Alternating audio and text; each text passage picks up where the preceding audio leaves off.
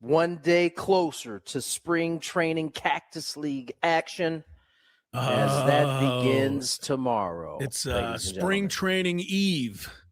Indeed it is. Everybody, go to bed early tonight and, mind your P's and Q's. And tomorrow, if you're good, we'll bring you, if we're good, tomorrow morning, we'll bring you baseball. Don't mess it up. Don't mess it up. Yeah. We want to bring you some baseball. Nonetheless, we got a 4-hour show for you. John Kincaid from 97.5 The Fanatic out in Philadelphia will join us. Max Bretos. I got confused. I thought we were actually having the Fanatic on. I thought it was the Philly Fanatic. I was pretty excited by that when I saw it on the list. I don't know how good of an interview. Yeah, I don't either. But I know he's funny, but I didn't know how that was going to work. So I still prefer Blooper over Philly Fanatic. Really? Oh, you're crazy. Who's Blooper? Which Braves? Get out! Really? He keeps getting Manny to give him money. Have you seen these bits? He keeps getting Manny to sign a check to Blooper. Blooper's not even on the list. He's not even on the list. He's not even on the list. Look, I got my old Montreal Expo hat on today. UP from the Expos is better. Tommy Lasorda once got him kicked out of a game. Yeah, he was making too much noise on top of the dugout. That's ridiculous. The old cranky Tommy Lasorda. Get that mascot off my dugout. Get that mascot off. Come on, Tommy, relax a little, will you? Go back. Can we go to our normal setting? I'm trying. The cameras are all messed up. Yes, everything's messed up. Tell Tommy Lasorda to go back to sleep in the dugout. Remember, he used to fall asleep in some of those late games. Do I remember? You were on the team, yeah. Even as he wasn't coaching, he'd come in and kind of just guess he would be knocked out. Yeah. It's a dangerous spot to be falling asleep at the front of the dugout. But line drives come in there all the time. It was hilarious. The camera would look over. I think the camera wasn't trying to catch him sleeping. They were trying to catch him, giving some strategy or encouragement. Just trying to get some nostalgia. Right, and then he'd be out like a light. 7th inning, man. Tommy was gone. It was hilarious. 7th. 5th. Once that sun got to beating on him, he didn't last very long, man. He really didn't. Tommy Lasorda, a character for sure. Yeah, Max Bretos will join us, play-by-play announcer of MLS, Apple TV. We had him on quite a few times last season, and with the regular season about to kick off here this week. How about that? It's so quick. Such a quick turnaround, right? Yeah, we just ended up mowing the lawn after the semifinal loss to Vancouver, and it's time to play again. So I'm excited, though. We got ourselves a real legit MLS soccer club here, and that's kind of fun to be a part of. So good for those guys. No doubt. Speaking of Montreal, I think they play Montreal in the first match this weekend. They do. Yeah. They do play Montreal. Yeah. Is that why you wore the hat? Or it was just no, I wore it to honor myself. Oh, that's right. The yellow logo. To honor my. Okay, I need to write that down. I don't know why I wore it. If you really want to know why I wore it, because I need a haircut tomorrow, and when my hair gets too long, I like to wear a hat. That's actually why I'm with you. I'm with you on that, my friend. I don't like when my hair is a little too long, so that's actually why I wore it. Obviously, I'm out in Peoria, Arizona, 3:04 here, 2:04 at the lovely Bill Howe Studios. We know how. Craig Stammen continues to impress me. I didn't say this yet because it hasn't come out yet. I haven't dropped it on my account. But he, in the 4 days that I've been here, he's just he's really good with the media. He's comfortable in his own skin. He answers questions directly that he can answer, or if it's, he feels like he's not giving up too much information.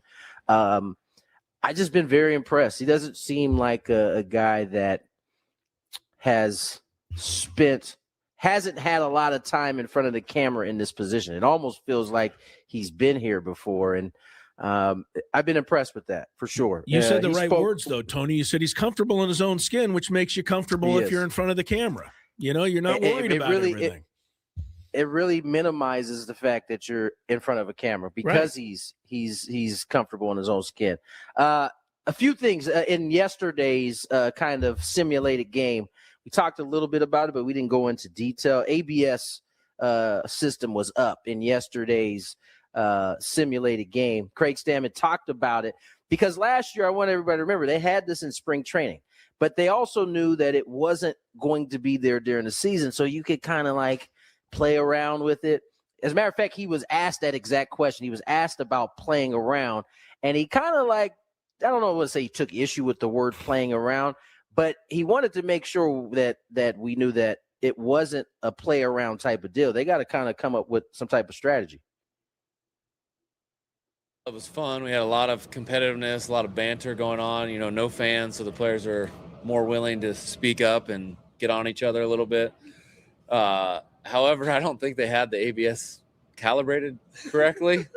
There was a few pitches that didn't seem very high that looked 3 or 4 feet above the zone. So I think they just didn't have our measurements yet. So it wasn't perfect, but we got the feeling of what it's like with an umpire back there and, tap your head in the appropriate amount of time, all that kind of stuff. What's the ABS strategy for the Cactus League games? I imagine you're going to want your big league regulars to have some fun with it. Yeah, exactly. I don't know about fun with it, but, I think last year was about having fun with it. This year's a little bit more, we got to come up with our best strategy, but I want those guys to use it. At least the first challenge, like use it willingly, now 2 outs, nobody on. Let's save it for a little bit key situation. I think that's what we're going to try to go after early. But, when we got our regulars playing, we want them to use it and get used to it. Scrappy, I want you to know before I get into what he said, I was there this morning, and, you were like, he's getting ready to talk about strategy. Oh, well, I was just because, I was just trying to communicate. See, I get made fun of when I communicate, and I get scolded when I don't communicate. Where was I? I was in his ear. He got in my ear quiet. He's like, hey, he's gonna talk strategy. I heard some stirrings, and I thought Tony thought the clip was over. Nonetheless, the strategy part is important, and Chris and I and Scraby have talked about it, like, in terms of who's going to be allowed to do it, who's not going to be allowed. One of the things that he talked about that I don't think we captured there was he was asked about pitchers being able to call, and he was like, listen, as a former pitcher, at least from my own experience, whenever I barked at an umpire about a call, I would always go back and look, and he said about 95% of those calls were right. And the umpire was right. The umpire was right. Yeah. He said the pitchers, first of all, they're the farthest away of the people who can of the choices that they have to challenge. And he said their pitchers are highly emotional. And so sure, I've said this for years. Everything's a strike. I don't like, to me, it all looks good. I think I heard Chris Hill say that the other day because they were asking him about. He said he would never challenge once. He said, I will not challenge once. Yeah. He said, I think everything's a strike. So, that for that reason. But this is going to be something that we're going to be talking about. It's going to come up at some point during the season. It's going to come up in one of those times where should he have challenged? It came back to bite him here, and he didn't have a challenge. His call was clearly da-da-da-da. It's just I would like to personally, Tony, I would like to have one for the 9th inning almost every time if I could do it. What do you have, 2 a game? Or is it 1? You got 2 a game. 2 a game, right or wrong? Or 2 a game, if you're right, you hold on to it? It's been so many different rules. No, it's 2 a game. And sorry, I apparently just swallowed a razor blade. No. I don't know what just happened. That's Tony while you're worrying about it. Yeah, go ahead, Tony. So it's 2 a game, right or wrong, Tony? Or it's 2 games, 2 a game. And then if you get it right, you can continue on. If you get them wrong, then you lose them. That didn't I'm still confused. So yes, because if the first one is right, do you still have 2 remaining? Yes. Okay, so as long as you're right all day long, you could end up having 20 challenges. That doesn't sound right to me. We better get some clarification. We need to get some clarification. Sure. Okay. Because the way you're saying it is you got 2. I get it, Chris. It sounds crazy. Okay, well, let's just make sure. That's not so. Here's the deal, though. By the call, you can always set it up to have one in the 9th, but the criticism is going to be equally as swift if you could have used it in the 7th, and then the 9th comes, there's no opportunity. Right. So I don't know that there is a no, you can't just save it to save it. You're right, Tony. I mean, bases loaded, 2 out in the 7th. You got to take a shot if you need to. But right. I think Stammen said, look, 2 outs, bases empty, you don't do it. And that's probably right. But beyond that, I think it's going to be a wait and see and a feel out process. I think it really is. I think you're probably estimating 7 through 9, trying to have one at least in those 3 innings, right? When it gets to the really tough time. I don't know. We're going to see a probably a myriad of different strategies early to try to figure out what best suits. All right, Scraby, you got our answer. Yes. It is the crazy way. If you get it right, you continue. This is the sentence. If a challenge is successful, the team retains the challenge. If unsuccessful, the challenge is lost and deducted from the 2 allotted per game. Now, in extra innings, I'm pretty sure you get one each inning in extra innings. You get you don't get to just accumulate them, but you have the chance to. I got to be honest with you. I'm not happy with that. I mean, really, if you're very good at doing this and you happen to be right, we could be stopping the game every 10 seconds. I mean, you could just continue to challenge all day. I don't know that. I don't know. I don't know that umpires are that bad. Where we're going to. They're not that bad. I mean, they're this is like a 94% accuracy from umpires. I think that was the number last year, something around there. So I just think that although it could get that way, and if it does, I'm sure they'll make an adjustment to it. This is an easy rule to kind of, adjust on the fly. Yeah, tinker with. But I'm sure you're right. I mean, I would say that a game like that or a couple games like that would have to happen before people would be like, yes, this is crazy. The Milwaukee Brewers challenged 46 times tonight, and they were right 45 times, so they just kept doing it all night long. The home plate umpire, what is his the old had guy? A bad day. Angel Hernandez, but was fit to be tied by the 5th inning because every one of his calls. Hernandez is in midseason form. I mean, really, if you had Angel back there, he could be wrong. By the 4th inning, he'd be just completely wiped out. They just turn around and challenge, and the thing goes, up, you're wrong again, ump. Up, you're wrong again, ump. Up, you're wrong again. After a while, they're saying it would be ridiculous. They're saying the system ensures teams have a fair opportunity to contest critical pitch calls while maintaining the pace and integrity of the game. That's why you're getting the unlimited challenges, so you can do it later. I'm not disagreeing with you. And they're not unlimited challenges, but I'm not disagreeing with you. But if you have an umpire who's having a particularly bad day, and you have a team that, is kind of, in the mood to do it, you could just start challenging, every pitch or every other pitch. Tyler, it could get silly after a while. Tyler on the chat is making a good point. I do remember this. Brett Sullivan went 10 for 11 in challenges in an El Paso game last year. So he got 10 overturned. So he was challenging almost every other pitch. Yeah. Between the catcher and the batter, you can sit. Well, all right. Every other pitch. You could challenge every pitch, Tony. If the pitch is outside, I don't know. It's called a strike. No, you can't challenge every pitch because you'll be wrong, and then you'll lose your challenge. First pitch is outside. Catcher goes. It's called a strike. Catcher goes. I challenge. It's Why wrong. would the catcher challenge that? Because it's outside and it was called a strike. Oh, okay. Sorry. Pitches down the middle. Catcher catches it. Called the ball. Yes. Catcher now challenges. Next pitch, outside, called a strike. Batter challenges it. Well, that's 2 separate teams. But we could just go all day. But also, you got strategy. They just finished telling us that they're not just going to be challenging early calls in the game versus late calls. I guess it could happen later in the ball game where both sides are. But again, big league umpires, remember, that was in AAA. There is a distinct difference in the umpiring at AAA and the umpire at the big league level.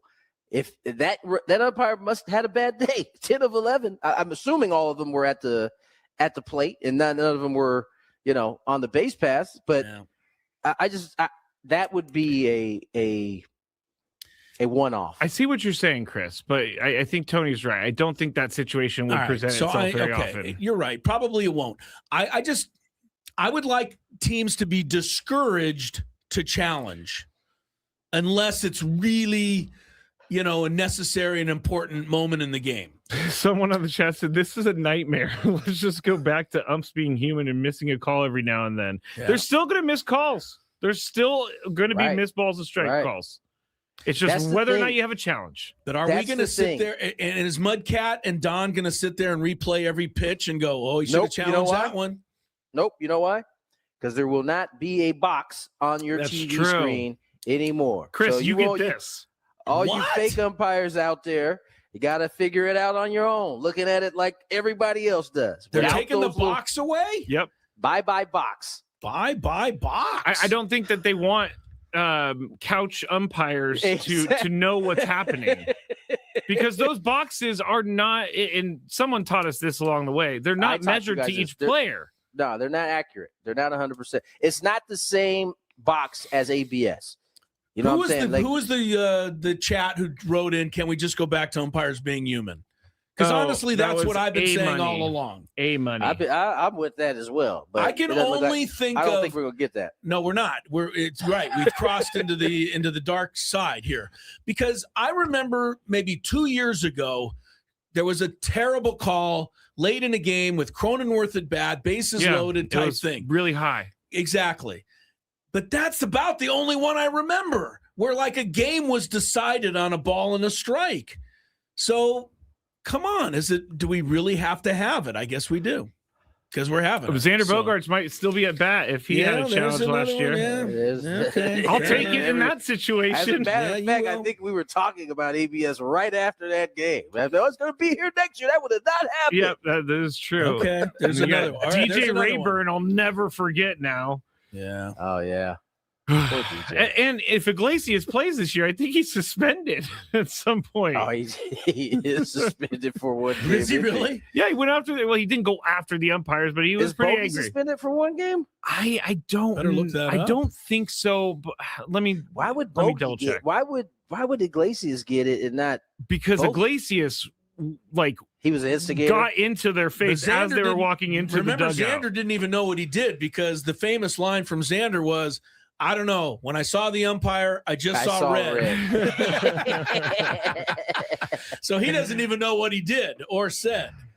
All right, let's step away. Let's get to break.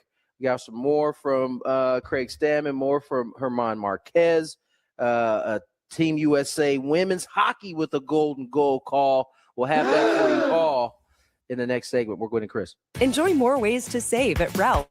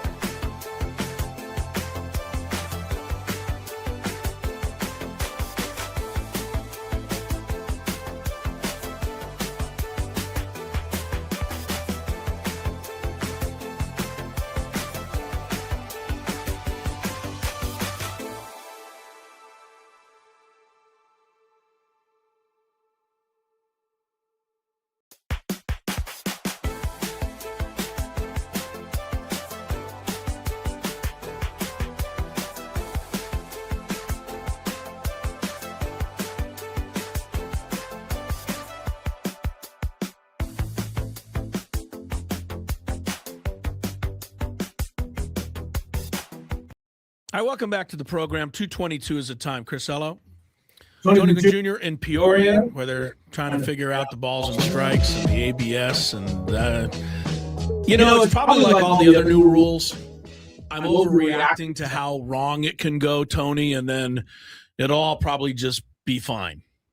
I didn't even notice it. Right, yeah. Throwing over to first base and the pitch clock. We had all of these issues. I'll never forget Manny, back in spring training a couple years ago, being the first guy, who was given a strike, right? Because he wasn't in the box. And we all thought, oh, this is going to be terrible. And it really isn't. So it'll probably be the same thing with the ABS system. Scraby's here as well. We'll get into more Padres stuff, and we got some stuff for Herman Marquez, and I want to ask Tony about him. But before I do that, real quick, Tony, I sat down and watched a hockey game today, and spoiler alert. Okay, it's a spoiler alert. I think everybody's kind of aware what happened by now. But if you didn't, and you really have to wait later to watch it, then divert your ears. Get ready. Get your phones out, guys. I'm sure we're going to get a call from Adam here shortly. Yeah, no kidding. But look, this was just something that I really enjoyed today. And I think the reason I enjoyed this was because of what's going on out there.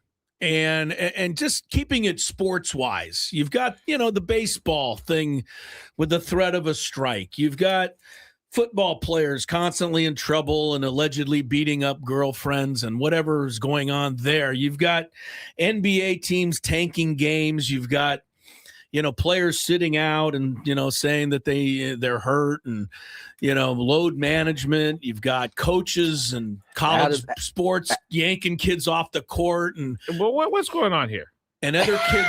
What I'm trying to point out is that there's still some good left in sports. That's what I'm trying to point out.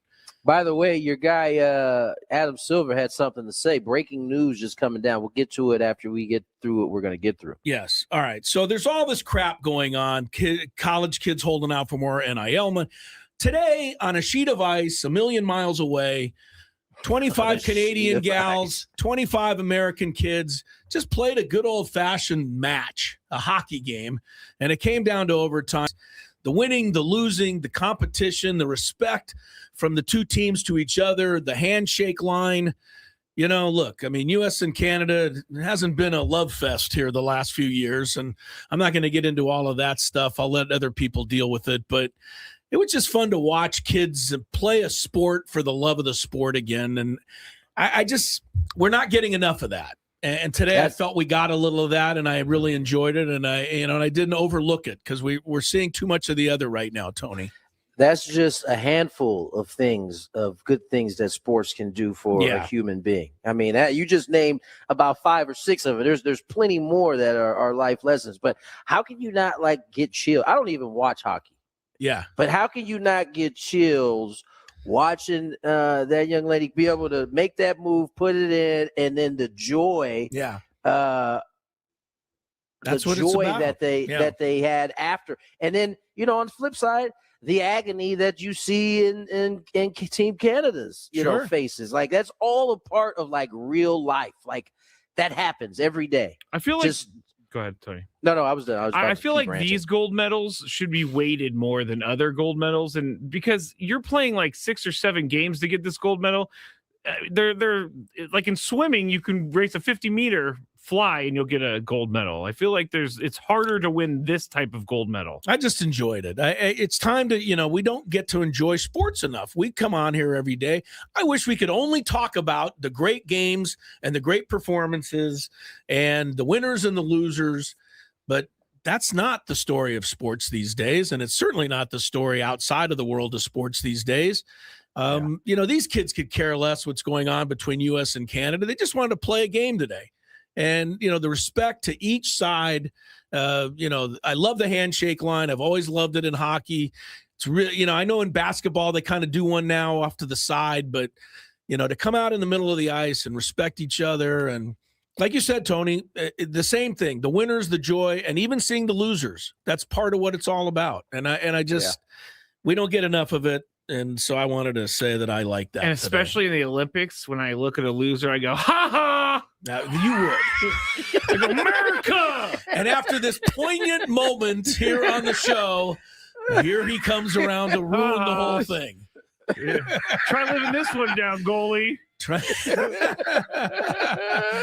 Yeah. The Olympics bring out a new side of me. How does the burn on the back of your neck feel like with that light going on behind you and the fact that the hopes of your country were crushed by you allowing that goal? If you watch the goalie from like the goal cam, you're terrible. The goal, the puck goes like really slow across the line. Yeah. And you can see the goalie just kind of looking like, she got a lot of it. She got a lot of it, but it squeezed under her arm there, and then it was a beautiful end to a great game. All right.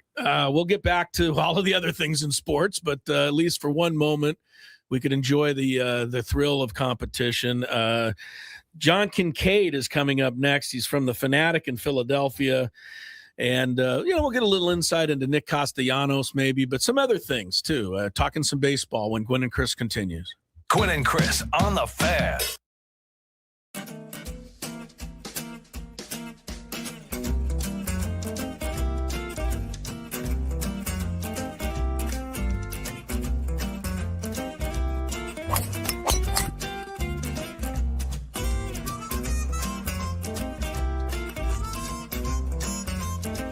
These things. It even tells you, hey, there's a canyon over here. Don't hit it here. Scraby from about 45 feet. His caddy tells him to play it a little to the right. He's been playing well so far today. Fourth hole. Nice smooth delivery. Hit it too hard.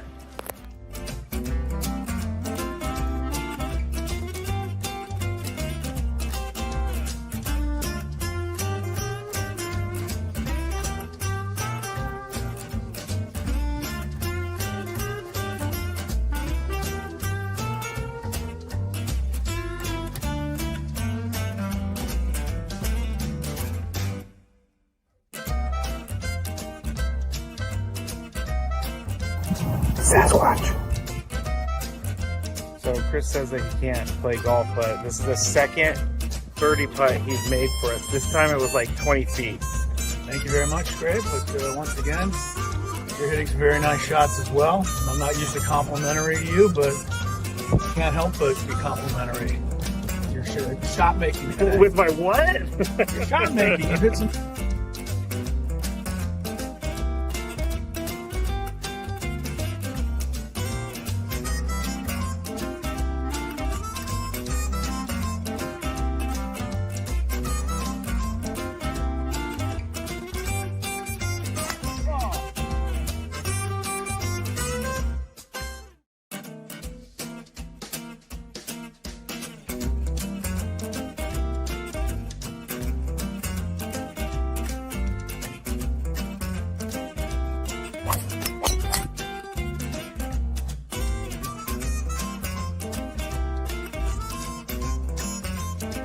These things.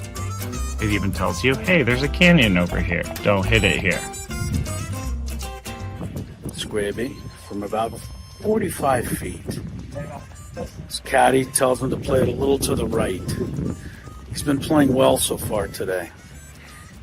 Fourth hole. Nice smooth delivery. Hit it too hard.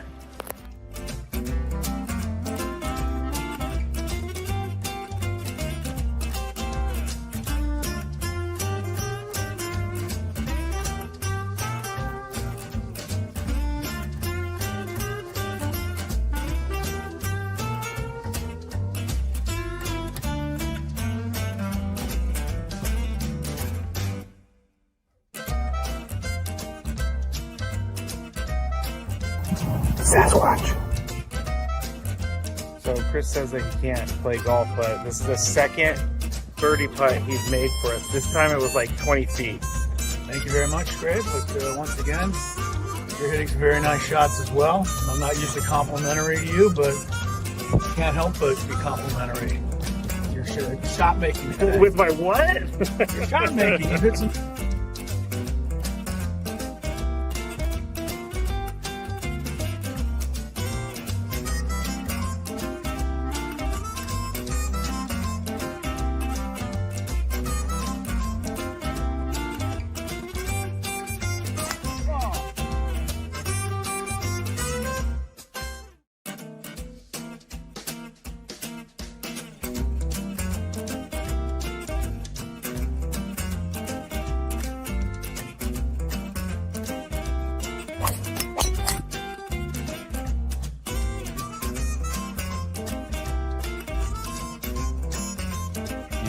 things. It even tells you, hey, there's a canyon over here. Don't hit it here. Scraby from about 45 feet. His caddy tells him to play it a little to the right. He's been playing well so far today. Fourth hole. Nice smooth delivery. Hit it too hard.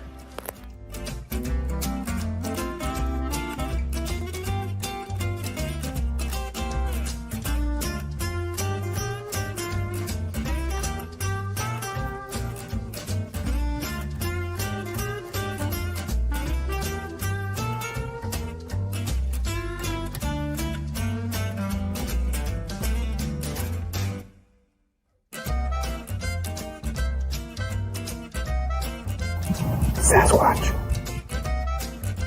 So Chris says that he can't play golf, but this is the second birdie putt he's made for us. This time it was like 20 feet. Thank you very much, Craig. But once again, you're hitting some very nice shots as well. I'm not usually complimentary to you, but can't help but be complimentary.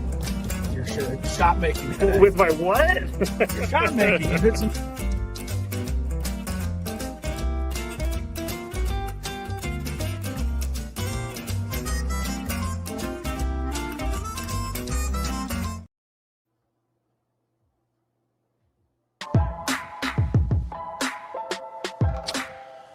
.335 here in Peoria, 235 at the Bill House Studios. Tony Gwynn Jr., Chris Ello, Matt Scraby, John Kincaid, 97.5. The Fanatic will join us shortly. Talk a little Nick Castellanos. Talk about some of the similarities between the Phillies and the Padres. We'll talk some baseball in general. But the NBA, Chris mentioned it in his diatribe while he was. That was not a diatribe, Tony. That was a poignant moment that Scraby screwed it up. Well, when the world is in the gutter. Poignant, that's right. In the poignant moment, trying to be poignant there. That Chris said, I thought so well before Scraby interrupted him. I mentioned that Adam Silver is taking a stand. He informed the league's 30 general managers Thursday that the NBA plans to make anti-taking rule changes for next season. The league office conversation with stakeholders from the Board of Governors, Competition Committee, and GMs has been intensifying dialogue about combating tanking, including starting to propose potential concepts for changes in December. So they've been kind of working on this. Multiple sources with knowledge of Thursday's meeting, as well as a late January competitions committee, told ESPN that these concepts have been discussed to curb tanking. 1, first-round draft picks can be protected only for a top 4 or top 14 plus selection. Lottery odds freeze at the trade deadline or a later date. No longer allowing teams to pick top 4 in consecutive years and or have consecutive bottom 3 finishes. Teams can't pick top 4 the year after making conference finals. So this will kind of stop a whole Magic Johnson from showing up. Or was it Magic? No, who was it? The Lakers got somewhere the year before, and then they got Magic, right? Yeah. 1979, they were in the finals of the conference, and then they had somebody's pick, and they coin flipped with the Bulls. And the Bulls ended up with a guy named Scott May, who, meandered his way through the league. And the Lakers got Magic, and the rest is history. Yeah. So that wouldn't happen in this particular scenario. Teams can't pick top 4 after you make it up. Lottery odds allocated based on 2-year records. Lottery extended to include all play-in teams. Flatten odds for lottery teams. So here's what I think they should do. That confused me so much that I think they should just put all those rules in. Then the teams wouldn't know what the hell to do. And they just have to play basketball. I know. You're right, Scraby. They would figure it out. But, it's a shame that we're here. But here we are. Yeah, no, it is. I definitely like the no longer allowing teams to pick top 4 in consecutive years. Right. Or after consecutive bottom 3 finishes. Like, you got to be trying to at least get out of the bottom, right? I like the lottery odds frozen too after a certain date. Like, you better let it be known early you're tanking, because after a while, we're gonna figure out that we're gonna freeze these odds. You're not gonna be able to change. I think the lottery's going to go away before they get to that. I think there's a bigger push that I'm understanding, that the lottery just go away, and that way the only teams that would even think about needing to tank would be the bottom 2 or 3, and then you put the rule in that you can't pick in the bottom 2 or 3 back-to-back years, and I think that those two rules combined might just help clean it up. I mean, that's how it used to be. It used to be only like 2 or 3 teams chasing for that bottom. Right. Which was a now lot you've better got like than where it is 15 right now. teams all want to get into the lottery. That's more teams than want to win the championship. That's not good. We'll get back to the NBA here shortly. Let's bring on John Kincaid, 97.5, the Fanatic, covers the Phillies. John, thank you for coming on today. How are you? You're trying to get them here. John, you there? Hold on. Yeah, yes, I am. there How he you is. doing? I was helping my wife open a container. Much more. Yeah, well, hey. Because I'm the manly man of the house, Chris. Thank you, John. I'm glad to join you. We live under the guise on this show that our wives take precedence over anything that we have to do. So we get it. Well, my wife runs the house. Sure. So anything I can do to help facilitate that as the great thaw occurs out here. I can see a lawn outside. We've lost around a foot. We've had around 14 inches of snow that melted, and I can actually see my lawn after about 3.5 weeks. So you people in San Diego, I'm giving you I'm saluting you. You just don't know what I'm using.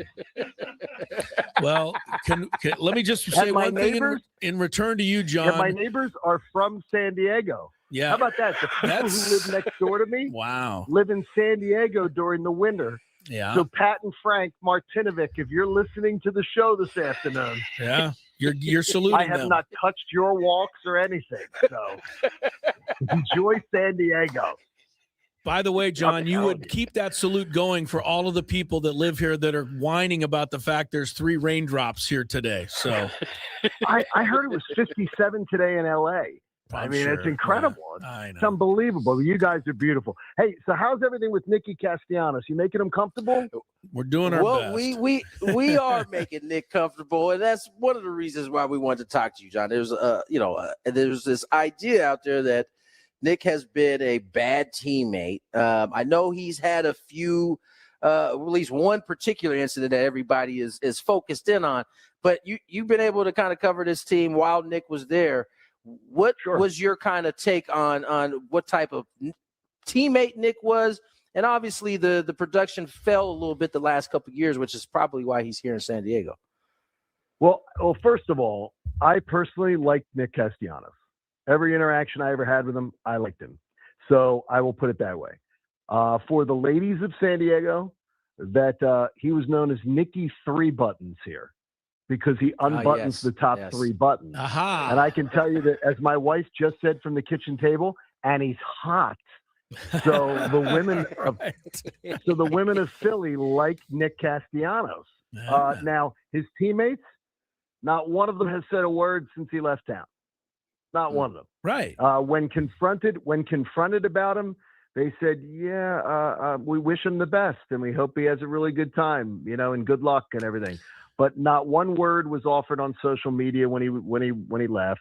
Not one teammate stepped up to say, hey, we're going to miss you, Nick, which is a shame, because I think he's a good guy, but he was a good guy to deal with for me.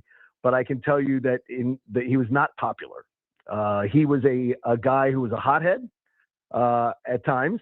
He was a guy who, with his teammates and the incident, as they talked about, he was taken out of a game for defensive purposes. He's the worst defensive right fielder in the game statistically. And it's not because people will say, it's because of he has, he doesn't get errors. Well, he doesn't get errors because you can't get an error if you don't get to any balls. Right. So, I could play right field for the Phillies and never get an error all year long, Tony. My line would be no errors because I wouldn't get to a ball. There you go. And Nick didn't get to many balls either. And so his line is, people are like, he doesn't have a lot of errors, but he doesn't, because he doesn't get to a lot of balls.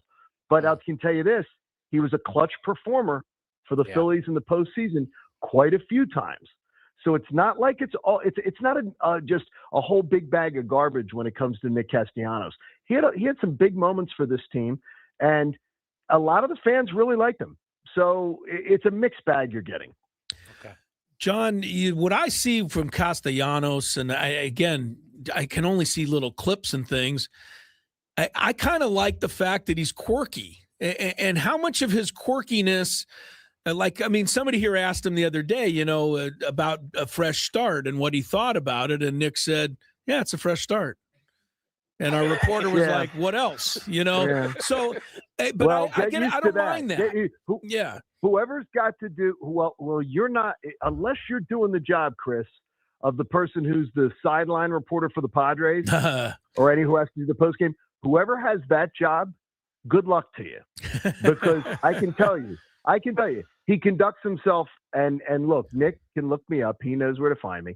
Nick conducts himself like a bit of an ass on those interviews. Yeah. He doesn't have much. He did it to Jessica Mendoza once. He did it on ESPN. He did it to another reporter post game. He can get really surly, and he can get really obnoxious, and he doesn't have to, because as I told you, he's a really good dude. Yeah. He doesn't have to act like that. But for some reason, he does. He's got a chip on his shoulder, a big chip on his shoulder, and I have no idea why, because he's a likable dude. And he is quirky. I'll give him that. Right. But to me, I don't understand why I think it's almost like he wants to make himself adversarial. And I don't really understand. So you don't think the quirkiness explains it all, is kind of where I was going with the original question. You think part of it's quirky, but part of it is, an underlying thing as well. The other day when he came out, when he came out all clean shaven and he came out all soft spoken and everything like that at that first press conference down there when he was meeting with everybody with the San Diego media, I was like, oh, look at this. I thought Nick was at his first communion pictures. I was like, get out of here. I said, get out of here. He's putting on a show. He is putting on a show, and he's trying to put his best foot forward. And I was actually, and I hope Nick hears this, he was taking shots at Rob Thompson the other day. And look, he doesn't like Rob Thompson. He doesn't like him. Yeah. He didn't like Kevin Long, the hitting coach in Philadelphia. Didn't like him either. And by the way, Nick and I have that in common. Not personally. Kevin Long seems like a nice guy, but I honestly, I wouldn't trust Kevin Long to lead a bachelor party to a strip club. I don't think he's a real guy I don't think he's got a real plan, because the Phillies have one of the worst approaches at the plate for a team with a top 4 payroll in baseball. It disgusts me. I have no idea why he's considered this hitting guru. But Nick wouldn't listen to him. Nick would not do anything that Kevin Long wanted him to do. Did not do the video study. He said, I do my own thing. He literally rejected it. And he told it on Mookie Betts' podcast. You guys, if you didn't listen to it, you should go check out Mookie Betts' podcast from last year and Nick's appearance on it, and go listen to some of that audio. He didn't like his manager because his manager never put on the cleats and never played in the major leagues. He's telling me about Craig Stammen the other day and why he appreciates Craig Stammen because he pitched in the major leagues.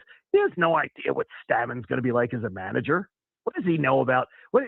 He may be the worst manager that Major League Baseball has ever known.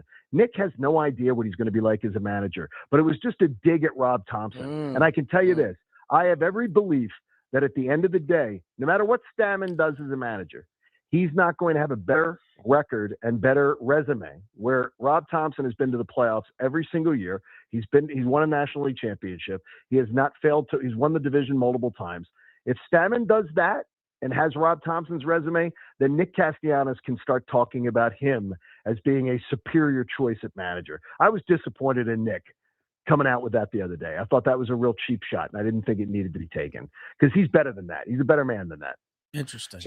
John Kincaid joins us here, 97.5, the Fanatic in Philly. And I have opinions, if you didn't guess. Yeah, Adam Klug should have told you that. We've known each other for years. So. John, I fully expected that you were going to come in hot. That's just kind of how it goes in Philly. John, you guys that wasn't the only thing that went down over the offseason for you guys. No. Obviously, Dave Dabrowski, who has put together a phenomenal team there, he had some things to say about Bryce that didn't go over well with Bryce. And, I kind of thought it was maybe water under the bridge until Bryce spoke up about it again here recently. How do you think that relationship is going to unfold? Is it going to be able to mend itself? Well, I got to tell you is that I wanted to get Bryce Harper a big box of tissues, and and just and maybe maybe a box of chocolates just to heal his broken heart. That Dave Dombrowski said. Listen to the whole quote that he said about Bryce Harper. He said Bryce Harper, did not reach the elite level last year that he had been at in the past, and then he went on to say, but other players in baseball like that, like Freddie Freeman. He compared him to Freddie Freeman, and somehow Bryce Harper took offense to it at being called not elite anymore. I got to tell you, if Bryce Harper's compared to Freddie Freeman, I would believe it's Freddie Freeman that has a complaint in that comparison. 3-time World Series champion, multiple-time MVP. I think that in Freddie Freeman's done on the biggest stage has come through for the Dodgers, and he's a better defensive first baseman too. So I was just surprised. Bryce is high drama. Bryce is very dramatic, and he signed a 13-year contract. He went in after year 2 and tried to shake down the Phillies for a renegotiation. He went in after year 4 and tried to shake down the Phillies for a renegotiation. And I believe this is a ploy for sympathy to try to get a renegotiation done before the lockout. So I think he's trying to get extra years put onto his contract, which is what he's wanted the 2 other times that he's done it. Scott Boras and them are trying to do an old South Philly back alley shakedown so they can get a lockdown for some more years before the lockout. So I think that's what it is, because by the time Bryce ends up in a place for mom, he wants to know he's got a couple other years of an annuity that the Phillies will be paying. And the Phillies, by the way, Tony, you were very complimentary. The Phillies roster is old. For the third highest payroll in baseball, they should be sponsored by Ben Gay on the patch. It's really old. I mean, they're going to wear slip-ons this year. I think instead of they can't lace their shoes. Some of them. It's an old team, and they got to win now. Really do. They have to win now. There's a lot of pressure on this bunch. Couldn't you send us the old Kyle Schwarber? I know he had to go back to Philly, but I still love to see the guy hit a lot of long balls, which he did here. Still the one he hit off Darvish, which is going and going and going. I don't know how long you've been in the media and in Philadelphia, but I found a clip of my partner, Tony Gwynn Jr., batting with the Phillies, and this is now 2014. I can't believe it's that long ago. Wow. But I was in Atlanta at that time. You were in Atlanta. I'm a Philly guy, but I was in Atlanta at the time. Yeah, but Tony came up, and this was just after we had found out his father had passed. And it was one of the most poignant clips I've seen in a long, long time. A standing ovation from the fans in Philadelphia for my partner here, who tells me that he had to try to take that at bat through tears because he was so moved by it. So give me the real breakdown of Philadelphia fans. You deal with them all the time. Are they crazy terrible, or do they have a heart that we don't hear enough about? Yes, yes, and yes. Okay. I'll give it to you. And look, Chris. I'm a guy who grew up here. I grew up a Philly fan. Always stayed a Philadelphia fan.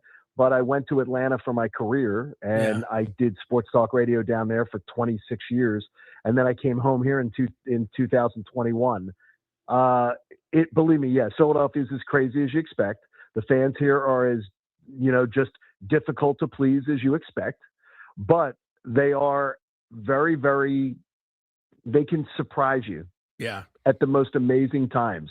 And I can tell you, Tony, not to make you cry or tear up here, but the fans here in Philadelphia, our old play-by-play man, Harry Callis, always would wax so poetic about your father and his mastery at the plate that Harry Callis would just talk about Tony Gwynn as if he was this, Picasso with the bat.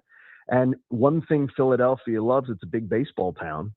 And Tony Gwynn was one of those guys that when he came to town, people came to see people come here will come to see opposing players. Yeah. Will not just come to see the Phillies, and they loved it. And look, and Tony Gwynn Jr. is worth the price of admission now, right? I mean, come on, look, and even some of the times then, I mean, it's good.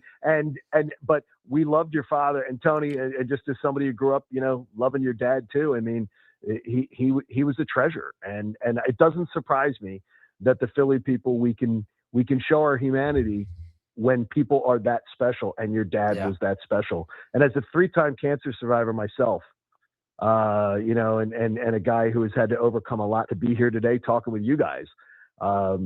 It's people who have to go through a lot in life and health issues and things like that. I always admire people who fight with a lot of poise and a lot of confidence and a lot of strength. And I think your dad showed a lot of things in life. You should be proud of him, and I know you are. I am indeed. I certainly appreciate the kind words, John. They definitely showed their humanity that night to me, and it went a long way. John, we gotta let you get out of here, man. We appreciate you coming on, giving our show a little Adam life Cruz today. For me. Oh, I will. She's sitting over at the table, and so I hope you guys have a great night. And tell everybody in San Diego we love them. Very nice. We will do. Thank you, John. Take care, guys. John Kincaid, 97.5, The Fanatic. I think he told you how he felt there, didn't he? Well, look, I mean, I think what he told me was what I expected. Nick Castellanos is going to be a lot of different things, and that's okay with me. And I think it's going to be okay with the Padres. And the stuff, maybe none of the guys liked him in the locker room. You don't have to love everybody on your team to be successful. We've gone through this before, and I'm not saying he's not going to be liked here. Maybe he will be more liked, but that's not imperative.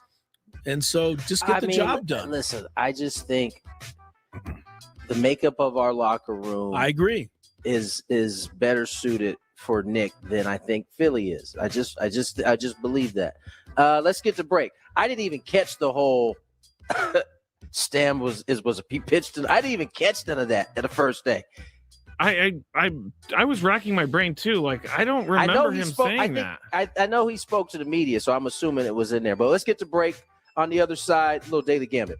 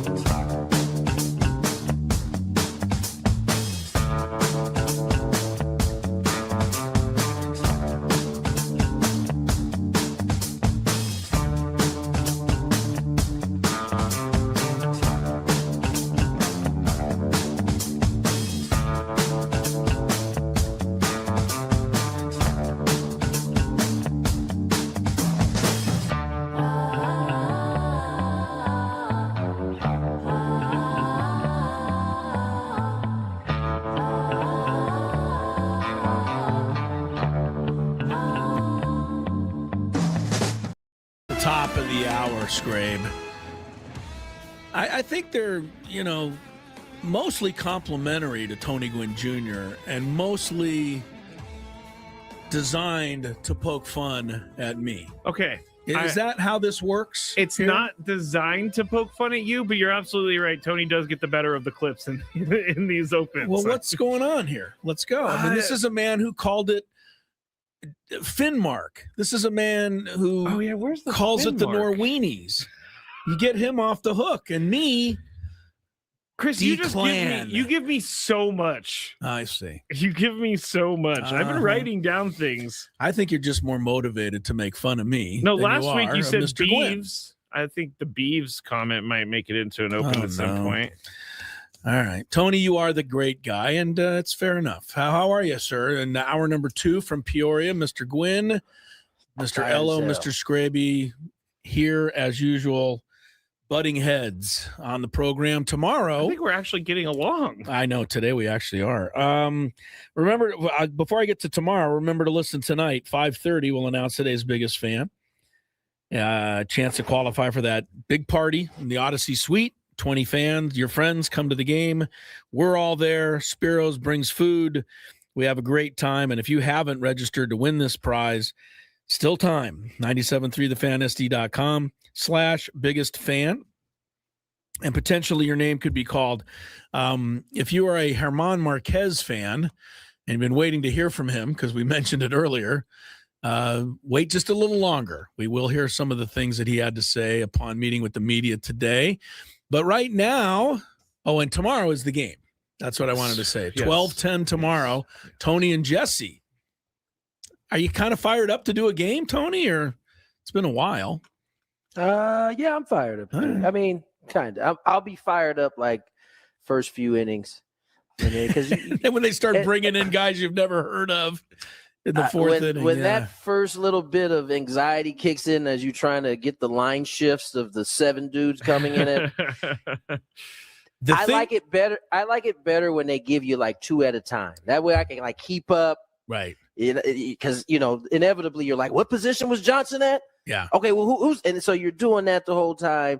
But fortunately for me, I'm on the iPad, so we're going to make it work. You do have the technology to make all of those lineup changes. And at your disposal, you do have the most dedicated man in all of baseball radio – the insane Dave Marcus, who, by the way... Oh, I thought you were talking about Jesse. Oh, no, he's insane, too. Yeah, no, Jesse's Jesse, but Dave's crazy.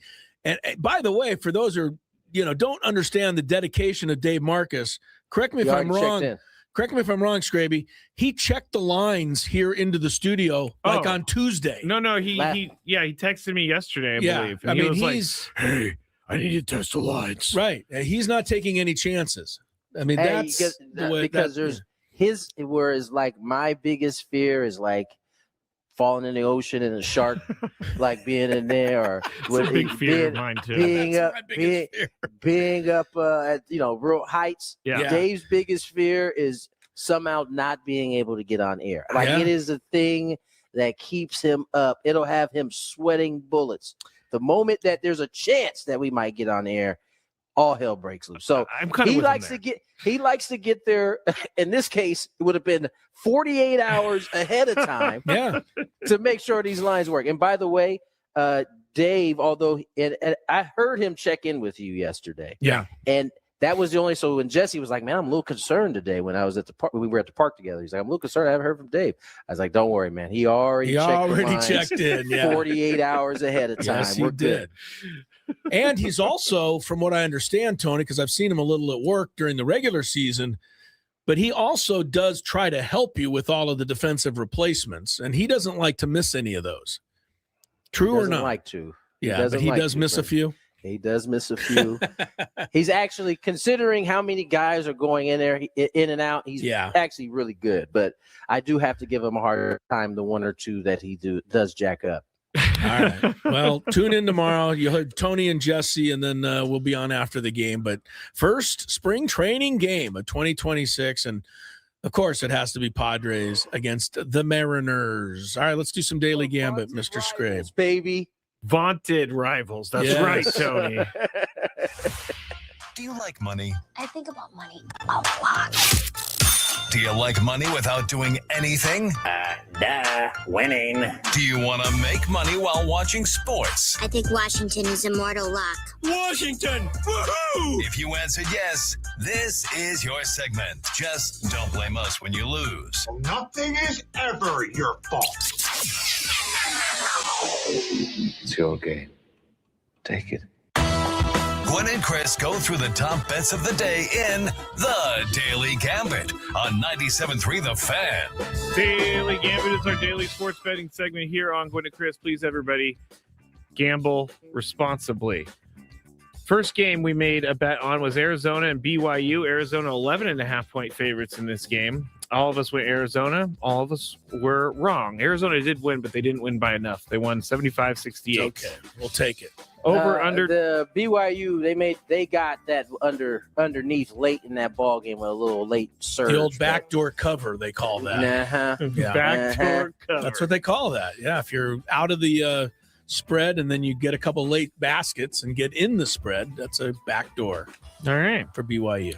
Total score over under 162.5 points. We all went over. It was under 143. Yeah. Utah State minus 9.5 against Boise State. You guys went Boise. I went Utah. Utah won, and they won big by 19. So yeah, no help covered. from Boise State. Thanks, guys. Appreciate Gonzaga it. minus 14.5 against my Dons last night. And by the way, the Dons gym is so small, they actually have to go play in the Chase Center. When Gonzaga comes? Yeah, when Gonzaga comes. Yeah. I'm over my Dons this year. It's time for another year. They lost 80-59 last night. Not good. Yeah. Chris went Dons for some reason. I tried to support. Not anymore, huh? Probably not, no. Chris made the line on the Aztecs women -3 against UNLV yesterday. Real quick, what was interesting is after I did that, I looked on DraftKings, and they actually did have a line for that game, which is rare. What was it? 3.5. So I was pretty close. Oh, dang. Yeah, I was pretty close. Oh, we got a bookie in our midst. Bookie in We your got a midst. bookie Yeah. in our mix. Yeah, it was right. It was 3.5. So either way, the Aztecs beat the spread, right? Are you Rocco? You know your guy? Go Shaking Rocco! down people. Yeah, shaking down people. Rocco, where's that help? Let Rocco help you find your wallet there. SDSU women -3. I think we all picked the Aztecs. We were all correct. 80-62. They won big. They won Pulled big. away in the fourth quarter. It was a very close game, and then fourth quarter they turned it up a notch. Good win again for those young ladies. And then USA women hockey -2.5 on the puck line against Canada. They won the gold, but they did not win the bet because they only won. It's what? You get a goal if you win? Yeah, 2-1. Well, it's golden they goal, won so 2-1. Yeah, there wasn't penalty shots. Or Tony anything. and I picked the Habs, so we won that one. Yep. But for the week, none of us are over 500. Got one more. Oh, one more. Sorry. San Diego State baseball at UC Irvine. UC Irvine favored -4.5 on the runs. Chris went, or we all went Aztecs. UCI won. They covered, baby. But they covered 5-2. So yeah. All right. So 3-1 for Kevin Vance. No shame in losing to UC Irvine too. That's a good team up there. No, it's good squad. Anyway, okay, so we're all under 500 heading into today, so we got to turn it around. Has anybody missed NBA action? Because it's back tonight. I have. You have. I am dying here. You want to see a And game? thank God there was an Aztec game on the other day because Gave us something. There was nothing on, like nothing. No, last night was barren. I've watched all my shows. I can't. There's just nothing going on right now. It was barren last night. I agree, Tony. But tonight we have some games. Denver Nuggets -4.5 at the Clippers. I assume everybody's playing since there's been an all-star break. And I don't know that we ever touched on. Did we touch on Kawhi Leonard getting 31 points in one quarter the other day? About it. Man, I don't know how that happened. That's incredible. So I'm happy anyway, the Clippers are playing tonight. Clippers home to Denver. Because the Lakers play them tomorrow night. Baby. Oh, Denver plays the Lakers tomorrow. Okay. No, Clippers play the Lakers tomorrow. Oh, Clippers play the Lakers. Okay. Well, either way, the Lakers get to rest tonight, and then but catch you on a back-to-back, baby. Yeah, but LeBron will probably sit out tomorrow. He's achy. No, don't somehow. do that. He's achy. Scrappy, what do you got on this one? I'll let you go first. It's at the Intuit Dome. You know what? This rest is going to do the Nuggets well. All right. I'll go Nuggies. I am loath to bet against Kawhi. I mean, ever since James Harden left, everybody said, well, the Clippers are done, and Kawhi's going to have to do it all by himself. And guess what? He's doing it all by himself. Done it all by himself. That's what he's doing. So I'll take the Clippers. Tony, you don't like to take the Clippers normally. What are you doing here? 4.5 points. Denver. He's thinking. Making us go over the allotted time here. I'm sorry. Is this me? Yes, you're Tony. Oh, you're the only Tony we have here. I'm sorry. I got a text right as I was reading it, and I kind of got sorry. Gotcha. Denver minus 4.5. Did he say? Yeah, he said Clippers. I'm stupid. I didn't hear that. Save that clip. All right. See, you just gave me another clip, Chris. Beeves. Jokic minus 9 against Kawhi. Points, rebounds, and assists. Jokic minus 9. Jokic minus 9. But points, rebounds, assists. Rebounds, and assists. Jokic usually gets about 50 in this category. Kawhi, 9. He's got to get this is close. I'm going to take Jokic. Tony? Minus 9, though. I'm going to take Jokic either. Every time I pick against him, he blows it out of the water. Right. So, yeah, give me Jokic. All right, Scrape? Jokic. Jokic. Okay. We have Toronto minus 6.5 at the Bulls. Bulls have not won a game since they traded everybody. And you're first, Tony. It's in Chicago, if that helps. The Bulls probably won't. That Bulls. You're going? Yeah. Ooh. No, give me Toronto. Scrape? Yeah, I'm going to go Toronto because the Bulls they've been just getting blown out. Billy Donovan's father, by the way, passed earlier this week. Don't know that means he'll be coaching or not. People also don't think he's going to be coaching there much longer anyway. Seems like it has run its course. It really has. They've got to start all over. I love it. If you've got a rebuilding team that's starting from scratch, I'm a fan. Dolphins, Bulls, same boat, pretty much. I think they better do it. They better do it now. Right. Next year is going to be a lot tougher. Yeah, I'll take the Bulls here for some reason. We've got hockey tomorrow. USA men minus 2.5 over Slovakia. The men's semifinal at the Olympics. Scraby. I'm going to pick Slovakia because I'm guessing it's going to be close, and I don't think they win by 3 or more. USA has been getting by. They had an overtime win themselves to stay alive, but I'll take USA this time. Tony, 2.5 for the Americans tomorrow. Oh, yeah, give me America. America. I tried to find the best college basketball game I could find tonight. There is not one ranked team playing anywhere. Not Maction? Nothing. Well, there's some games. So here's what I came up with. We have Sauce, Pine Bluff, 2.5 over Texas Southern. I only put it in because I love to say Sauce. By the way, the Arkansas-Alabama game last night was crazy. Yeah, it was one of the best games of the year. Yeah, right the there. Sauce kid had 49 points in double OT, but stupid Nate Oates got the win. I think that Sauce kid might be one of the more legit guards in all of basketball. There's so many of them, right? There's so many of them. So many guys. I mean, you had like 3 freshmen in the Arizona BYU game going ham. Right, the kid from BYU had 35 last night. AJ, whatever he is, he's an incredible player. Yeah. There's so many of them. There's some talent. They don't wait around anymore. That's why everybody just throwing the rules to the water. Like, we're getting one of these dudes for sure. You have to if you want to win a game. All right, so Arkansas Pine Bluff minus 2.5 over Texas Southern. Can't tell you anything about the teams. Tony, this is a blind pick. Let's go Texas Southern. Oh, I'm surprised. Okay. Scrape. Back when Joey Harrington was on the cover of a college football game, I used to try to build Arkansas Pine Bluff because they were so bad that it was fun to try to build them into a powerhouse. Like you know who they are. Yes. That's steeping low right there. Right. Going to Pine Bluff? My God. I mean, honestly, and this is not a knock on my alum, but if you pick San Diego State, you had an uphill climb to build a dynasty, but Arkansas Pine Bluff. They were 1 AA, so it was. You're trying to build them into national champions, and I did. You did. Huh? I mean, I cheated. Well, I forgot to mention when I talked about my great women's hockey match today that you even have cheating in the Olympics nowadays. Thank goodness they had a legit game today. But right. how about we'll get to it later. Wait, what? What, the curling? Oh, thing? curling. Yeah. I thought there was something else that I missed. No, I'm all over Crotchgate. Yeah, so we can't get away from well, that. the curling thing is interesting because we'll get into it later. We got right. Arkansas Pine Bluff is my pick. One more. Central Connecticut. One more. Well, we're past it, so we're going all the way. Central Connecticut -3.5 against Lemoyne College. What? I only mentioned it because I've heard of Lemoyne College.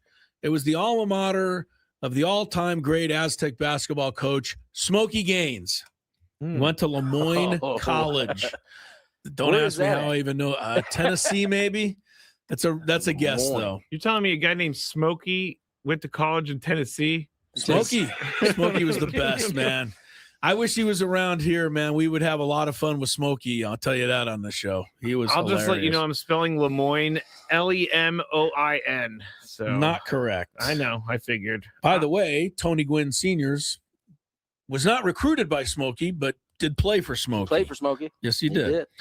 And I bet you Tony just kind of did whatever he wanted to freely do out there because I don't think Smokey ever called a play. I'm going with Lemoyne. You're going to take Lemoyne. Yeah, after all of that, I'm going to still take Central Connecticut. I don't know how. Give me Lemoyne Central Con. Okay. We're scraping the bottom tonight with college basketball. All right. Real quick, yeah. Since we got a few seconds. Yes. So the whole curling thing is crazy, right? I mean, first of all, I saw the video for the first time of a man like actually flinging it and cheating. Right. There's no doubt that he did it, right? But those cameras aren't official, though. No. It's still holding up, right? Yes, nothing's happened to the Canadian team, right? I don't think anything's happened. I don't either. I thought about this a lot for some reason, but I think curling needs to get referees involved. I mean, they don't have a referee. The referee measures the stone. It's a ladies and gentlemen sport. They don't use referees. Well, golf doesn't have referees. Yes, really? they do. They have a guy walking around the court. So maybe someone said, "Hey, can I get a ruling?" And then a ref can come watch and see if that guy's cheating. But can't the International Curling Committee throw the Canadians out for cheating? Isn't there? There must be something. They can because there weren't official. Those cameras were was Sweden's? Right. Yes. Sweden had their own cameras. Yeah. So those aren't official cameras, and so I think it seems like they're going to probably have to make an adjustment. Yes. And I think curling's going to have to add those cameras next to Olympics after this. I think so. I really think it's embarrassing for Canada, and they feel it's embarrassing. Canada feels it's embarrassing too. I don't know how that whole tournament's going. Is that guy still in the tournament who was cheating? Yeah, they're still in it. I mean, I don't know. How do a lot of people go to sleep at night? This is the problem with not having a referee for a sport. I know Tony's giving me the break. I tried to go to break like 5 minutes ago. So all right, well, let's try it now. From the 855, get roster.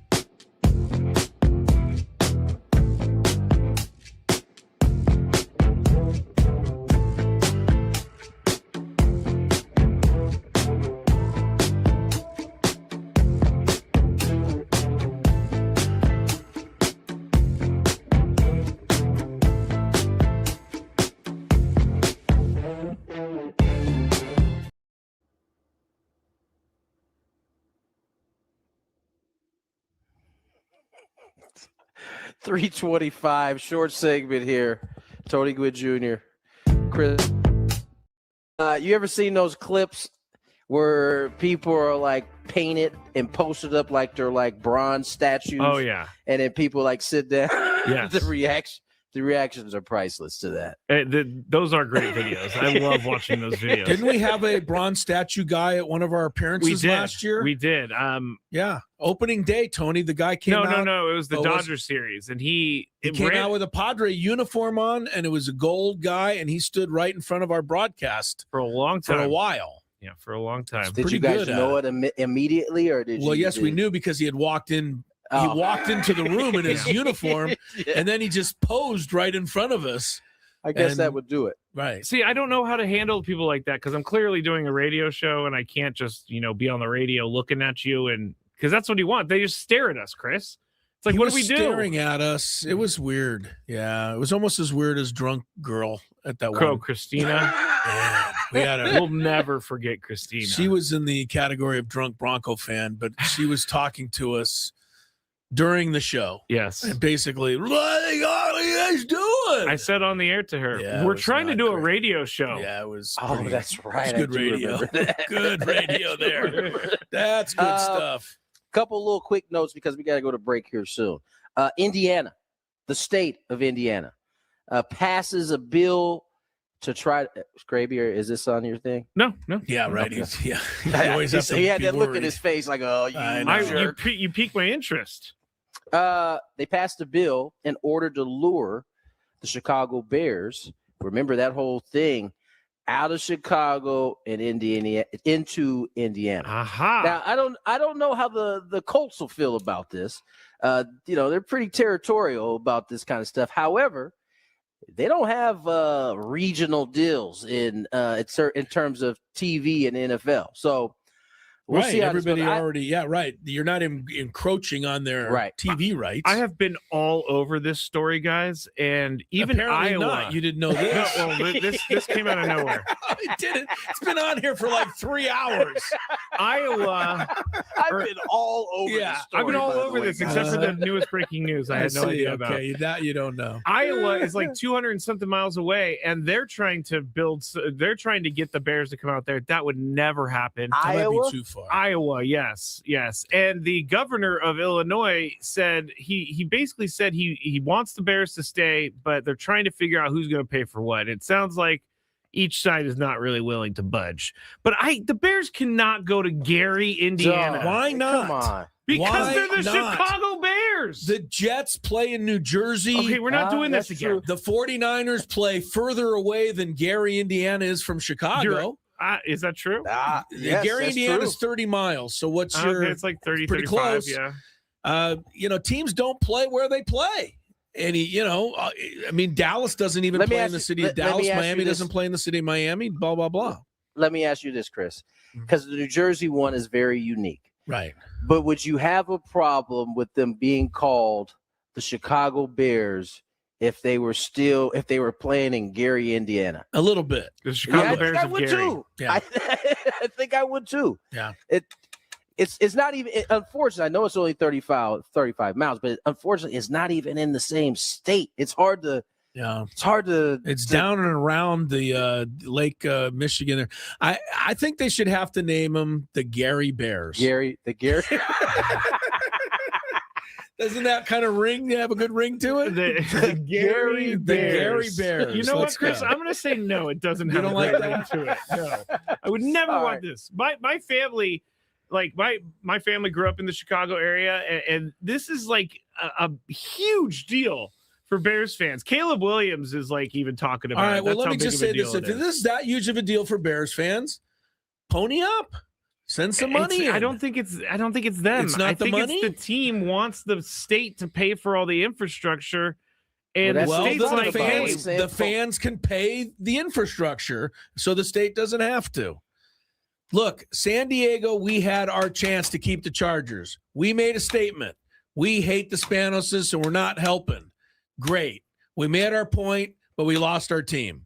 Same thing with Chicago. You want it? You're going to have to fight for it because that's how it is in the world of professional sports.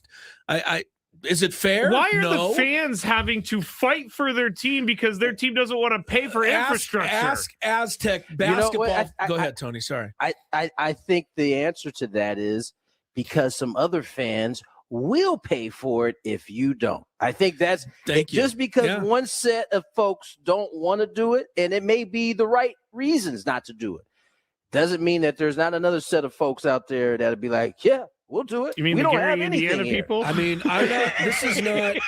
Look, I know what's happening right now, and I've read it or listened to the post. Brian Dutcher, Stacy's doing the same thing. The Aztec basketball programs are good. They want to stay good. They're flat out coming out and asking their supporters for money. They don't want to have to do it. I understand but that, if they don't do it, they're going to lose their players. Well, it's similar. And if you want a good team in San Diego State, unfortunately now you have to donate to help make that happen. Same way as if you want a team, because what Tony said, Gary, Indiana will be happy to take them. So if you want to keep them, you're going to have to buck up. I mean, any city that's willing to build you a stadium, I mean, they clearly mean that is a huge endeavor, as every city knows, and that the fact that they're willing to do it, I don't think. Listen, I'm clearly saying I don't think the Chicago Bears should go to Gary, but if it gets down to cutting time, you're gonna have to pony up. Here's my last argument. Go. The Aztecs women's basketball team doesn't have the money that the Bears do. The Bears are worth $8.9 billion. I get that. I know it's smaller scale, but it's the same idea. I get it's the same idea. Here's the other thing about these what do you call them? Thieves? No, thieves. They're just going to steal the Bears. $8.5 billion is just what they think they're worth, right? Yeah, it's not actual It's liquid their valuation. cash. Yeah, you're right. Right. It's an evaluation. And so, I listen, I again, Bears shouldn't move. Point blank. But if they are being pressed by another city that is willing to pay, they got a decision to make. Can't I think Chris explained it well. Can't Commissioner Goodell? Yeah, I know. The dictator of the National Football League, can he step up and go, hey, you want to move? Then you're officially going to be called the Gary Bears. Yes, but so guess you what? have to put up with that. He also does the thing where he goes, I don't like to get involved in team Of course, issues. he doesn't want to, but he's involved. He's We know definitely this. involved. Well, yes, because he doesn't want to get involved because that'd be like walking into your boss's office and say, hey, you shouldn't move. You should stay right here. The boss would look at you like, okay, yeah, get out of my office. You're fired. The chat did say you can call them the Gare Bears for Gary, India. So that would be great. Now, you don't mind the Gare Bears. Now I'm in on the Gare Bears. Okay. Okay, we need to go break. Let's get to break. More Gwynn Chris on the other side. From the first pitch of the year to the big.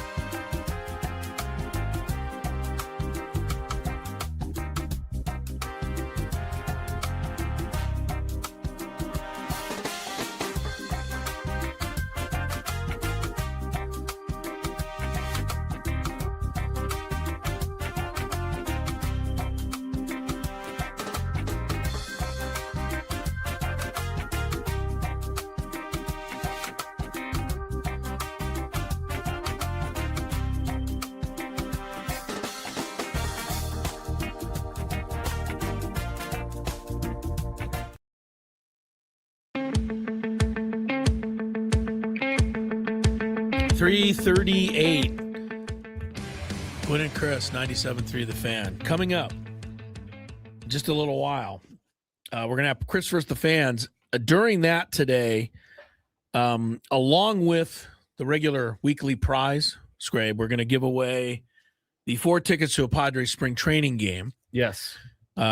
So that's going to be packaged deal today for Chris versus the Fans. We're also going to give another one of those away later in the show. Am I correct? Correct. So 2 chances to win today on for Padres spring training tickets. And if you win those tickets, you also qualify to go to a Padre Giant game at Petco. Yes. So that's a good one. That is a good one. All right, so stick around for all that. Biggest Fan at 5:30. And we are coming to you from the Bill House Studios, where we know how. Unbelievable that Saturday night, Snapdragon Stadium, we have some football. The home opener for San Diego Football Club. That is what SDFC stands for, correct? Anybody? Yes. Yes. Scraby's busy. So yeah, I'm trying to He's call. not listening to me. It's a panic moment when you type in the number. It says not found. Oh no, we're trying to get a hold of our guy Max Bretos, the play-by-play broadcaster for MLS on Apple TV. Am I correct now that if you have Apple TV, you're in? You can watch the matches this year. You don't have to pay extra for them. I don't believe. Maybe we should clear that up with Max. I believe you're correct. Before we get him on, we'll help you get home some traffic. I think. Scraby gave me the signal, then he got on the phone. 855 Get Ross Traffic Center. Injured? Demand justice. Demand Jurowitz. 855GetRoss.com. Here's Kelly Danick. Traffic is brought to you by Rivermark Medical. Becoming kind of a messy ride here, guys. Got a vehicle that went down the left shoulder embankment. Euclid Avenue off-ramp, westbound King Freeway. Also, Grape Street on-ramp to southbound 5. Watch out for a stalled vehicle over to the right shoulder. On the Sports Arena on-ramp to East 8, got a solo spin out over the right shoulder. Now further east on the 8 at College, collision over the right shoulder. And then up ahead, East 8, right before the 125, somebody is risking their life changing a tire in the center divide. Please take it extra carefully there. Move over a lane if it's safe to do so. In the North County, northbound 15 before the 78, car and big rig involved in the crash there over the right shoulder. Yeah, please continue to take it extra carefully out there, guys, and have those headlights on so you're more visible to other drivers. Rivermark Medical is conducting a Rapid 3 study for FlowStant, a minimally invasive device designed to relieve symptoms from BPH. Men 45 or older suffering from frequent, painful, or difficulty urinating may qualify. Learn more at rivermarkmedical.com. That's rivermarkmedical.com. I'm Kelly Danick with Gwynn and Chris, San Diego's #1 sports station, 97.3 The Fan. All right, it is time for one of our favorite little segments of the week. I thought we'd have to wait a lot longer to have this, but we're back with soccer again, football, as it were. And here is Max Bretos, the play-by-play voice. Max Bretos, correct? Yes, sir. I hope I remembered correctly. Yes. Good. Thank you so much for being with us. One of your favorite segments? Yeah, sorry. I didn't mean it that way. That's fair. That's fair. Get him, Max. Yeah. I'm Tony. I mean, come on. I thought we built something here. Yeah. Well, there's a segment where we just shower ourselves with applause. So that, no. Okay. Can't touch that then. Yeah. November, 29th was the semifinal where we went down to Vancouver and they got to go to the final. I can't believe this, Max. We're back, and already February 19th. This is 2 months and plus. Where have you been? What have you been doing? How did you survive the off season? It was a long time. I don't know. I mean, I think most normal people would squeeze the most out of it, but I'm just itching to get back in the booth. But we went to Spain with the family, and I've had a couple little trips to do some skiing. Oh, good. And I would like to do it again soon because we got all this weather come in. But, very excited that we get to get back in the booth. It's a short off. It felt long, but it's a short off season for sure. And we are beginning a crazy couple of years here. All this soccer is going to be intertwined with the World Cup and how the MLS schedule change will come. But we'll leave that conversation for another day. Well, I mean, since you brought it up, though, Max, I do have a question about how the transition actually happens. I mean, you're going to go in through this year. World Cup will soon follow in the summer, and I believe it's after this season, right, that the schedule changes for MLS. No, I mean, it probably should, but I mean, I think ideally they would have liked to have happened that, but it didn't get to go through. So what's going to happen? End of May, the league will stop, and it will honor the World Cup, which is something pretty new. So the MLS, there's not going to be games going on while the World Cup. They're taking a pretty lengthy break for like 6 weeks or so, and then they'll be dark for that time. And then by the end of the World Cup, they will pick up this season, and they will play it like a regular season through May. And then at the beginning of 2027, they're going to have an abbreviated season. They will break in the summer of 2027. And then at the end, in August of 2027, they will start, and they will run concurrent with all the European leagues. Gotcha. From an August through May schedule, which, I think we spoke about it before. It's a game changer for so many reasons. It's one of the big things that has to fall in place for this league to continue to grow. It's a big deal. I wish it was a little sooner, but I'm glad that they did it. Yeah. Max, talk about, get us a little caught up. Did we miss anything in the off season as far as just the league in general? We're keeping an eye on our team here, but anything we should be on the lookout for, MLS, any major rule changes, any kind of, movement among, franchises and organizations, or are we pretty much settling in for, the same deal this year?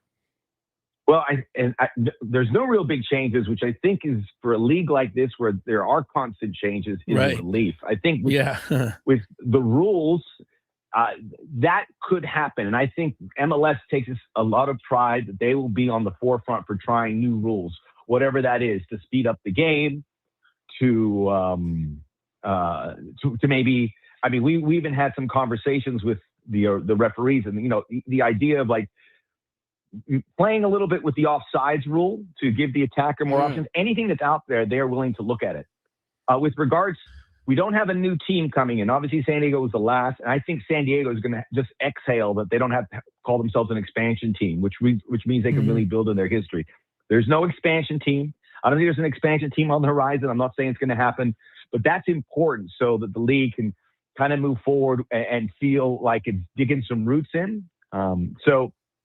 I think the fact that there's not a lot of changes going on is allowing these teams to develop. And that said, I mean, I think the big thing that we saw was Inter Miami, who are the champs, have a new park coming out, and they had an incredible offseason where they made their team a lot stronger to around Lionel Messi.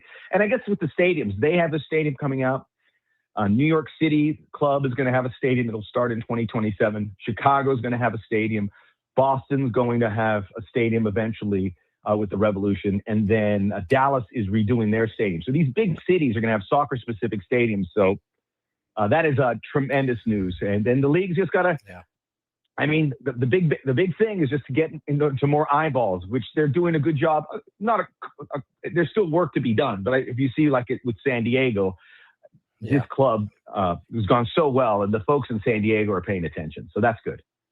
Max, just real quick, is the Chicago team maybe going to build its soccer stadium in Gary, Indiana with the football team? Or I don't know if we were just talking about that. Sorry, well, I had to get it in. I mean, there's an opportunity to have stadiums downtown if you're an MLS, because, we saw with Kansas City and now Chicago, these NFL teams are taking themselves out to the sticks, for lack of a better word. But I hear Gary's wonderful in November, December. So. Max Bretos joins in play-by-play announcer. I don't want to get in trouble with the Indiana folks. I've been to Gary. It's lovely. Max, let me ask you, moving to SDFC, I think the biggest story for this team going in is that they still have Chucky Lozano on their roster. How much of a distraction can this be? I mean, do you think they will change course and mend fences? It certainly didn't seem like that at the end of the year, but yet he's still on this roster right now. I give credit to the folks at San Diego and Mikey Varys. Clearly, they identified the fact that it wasn't a match He's still with the club, and he wants to remain with the club, and he's making really good money. So if I was in Chucky Lozano's shoes, I wouldn't want to leave either. But from what I understand, that he's there. They've said he's not being a big distraction, which I can't imagine. Maybe he's not. I mean, it's hard to believe that's the case, but San Diego's played 2 games already. They've looked exceptional without him. And in the CONCACAF Champions Cup, they've advanced against a really good team from Mexico and Pumas. Right. So I got to take him at face value. I know I've spoken to some of the folks in San Diego, and what Chucky wants is to find a club. I mean, the World Cup, because it's a World Cup year and he has a chance to do it in Mexico. If Chucky is playing well and healthy, that's a player they're not going to say no to. So he just needs to play. So that may benefit San Diego in the sense that because the World Cup's going on, he would sign off on a team probably in Mexico, maybe in MLS. I know there's some MLS teams I think would say, I know it didn't go well at San Diego, but that's a guy, he's a talent. So, that certainly could be in the works, but it's going to be a bit of an anchor for San Diego because the roster rules are very rigid, and and unfortunately for San Diego, they don't give them they would have to clear that if they wanted to sign someone else, and I'm sure they would, especially if they're finding success by the time the summer rolls around. SDFC gets it all started 7:30 Saturday night, Snapdragon Stadium. CF Montreal coming in. And Apple TV will have the match, and Max Bretos is joining us, our weekly soccer visit. Max, you talked about Miami, Inter Miami, the defending champs, quote, loading up a little bit. Any other star players we should be on the lookout for as this league continues? And I don't know if there's any way to predict which teams are going to be good. I mean, hopefully for us, San Diego's good again. But last year, LA Galaxy went from champions to basically the cellar. So I'm assuming that could happen up and down again this year around the league. I will say it feels like there's a good top tier of teams coming back. And I would be surprised if Inter Miami, Vancouver, San Diego, LAFC, and I'd put Cincinnati up there. If that top 5 didn't finish in the top 5-6 positions. So that's good. Yeah. In that case, because they need good teams. I'll tell you this. We're doing San Diego, and you mentioned Montreal. It doesn't matter who San Diego's playing because of the year that they had. That is a top drawer fixture for the league. And neutrals would probably take a peek because San Diego play attractive football, and they've created a winning culture. So that's an absolute touchdown for the league in that case. But the one thing I've noticed is a lot of the teams that were on the bottom have been active to close the gap. It's a league that, with that roster and that salary cap kind of balances it out. But you'll see these clubs with ambitious front offices, and San Diego's one of them, and very stable ownership that I think will advance. And with what Inter Miami's doing, the top of the league is pushing for more flexibility in the roster rules. Which, and when you say that, it's not so that they can spend another $50 million. It's more so they can do the business of a club, so that they can maintain the players that they have, so that they can reward the young players that they have, and then maybe signing a big name player. But I think you've got to be a really savvy club. But the clubs that have all that in place, and again, San Diego's amongst them, I think the league will want to reward them, however that looks with the salary cap. So I think we're going to start seeing a definitive ruling class or top tier in MLS, dependent on the ownerships, which may lift the bottom teams as well. I will say that one of the there's always big signings. Sun Heung-min has been there for a few months at LAFC, but Minnesota signed James Rodriguez, who is the most popular, most beloved player in Colombia. He hasn't had a great track record last 2 years with his clubs, but he's going to be at the World Cup. And now he's going to see if he can really kickstart the club game on the club level. So there's a lot of cool, exciting players at every level, big stars, foreign stars, young players, which, San Diego have a lot of. So it feels very healthy. Max Bretos, the one thing we didn't mention, and we have to before we let you go, this is the biggest news of all to a lot of us fans, is that if you have Apple TV now, no additional cost to subscribers to watch MLS matches. And I think that's a great. Heck yeah! I'm so excited. Nobody wants a secondary or third AWOL. No, I mean, I'm so excited. I mean, I have Apple TV, and I had to, we figured it out how we could kind of as a group here get it all paid for. But now I know everyone's going to get to watch all these matches if you have Apple TV, and that is a great thing. And I applaud the league for that, and look forward to getting them a lot of Max Bretos in my living room this year. Max, thanks for the time. Catch up to you later in the year, sir. Chris, Tony, always great to be with you on one of the best segments of your day. So. One of the best. Yes, thank you. Yeah. Thanks, Max. Thank you, sir. One of our best guests right there, Max Bretos from the MLS. Yes, Saturday night. Let's go. I'm always really jealous about the soccer people too, because they can pronounce like the Spanish countries, like Colombia. That sounded good. Yeah, that Rodriguez cat he's talking about is legit. He hasn't lived up to the hype that he once had, but he's legit though. Is he popping? He's popping. He'll be popping in the MLS. I know that. Nice job, Chris. That was a great use. Thanks for the fans. We didn't play yesterday, so we have to put double our efforts into it today. 833-288-0973 next.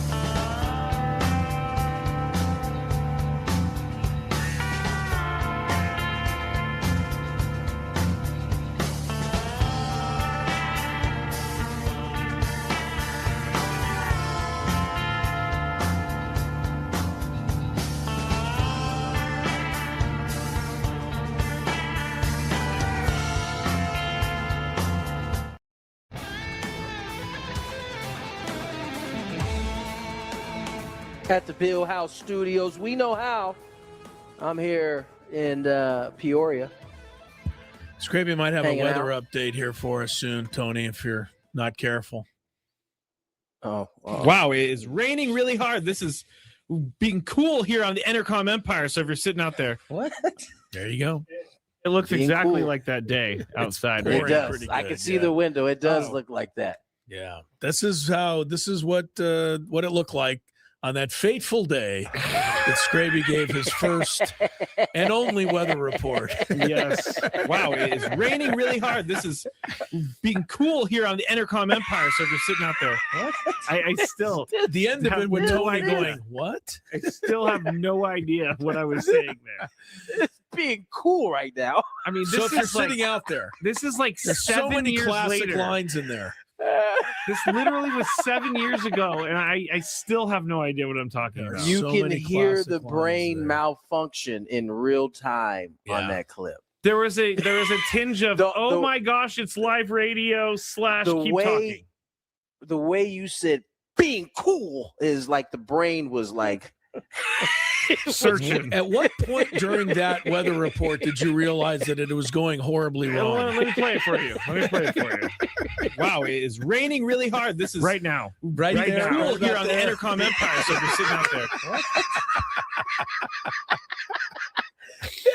that's perfect timing. It was right when you said it. Yeah, I just man. forgot. I malfunctioned. I definitely malfunctioned. It has the gift that keeps on I giving. think that might be top 5 show moments.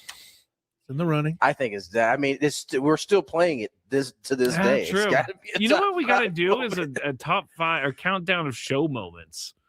There's plenty of them, like Chris leaving me in the airport in Chicago. That's a show moment. How about close the door on you? how about the fight song for the University of Tennessee? She'll be coming around the mountain. She comes.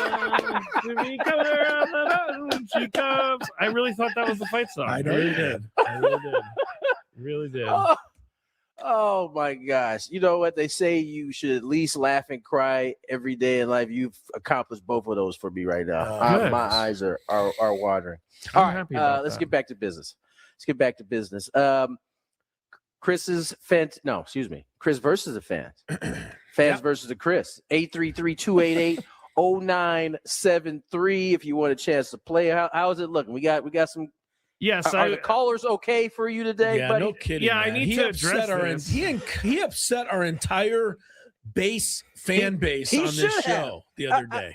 I'm sure he did the way he was cutting up. I went and listened back to it, and I do realize I came off a little harsh.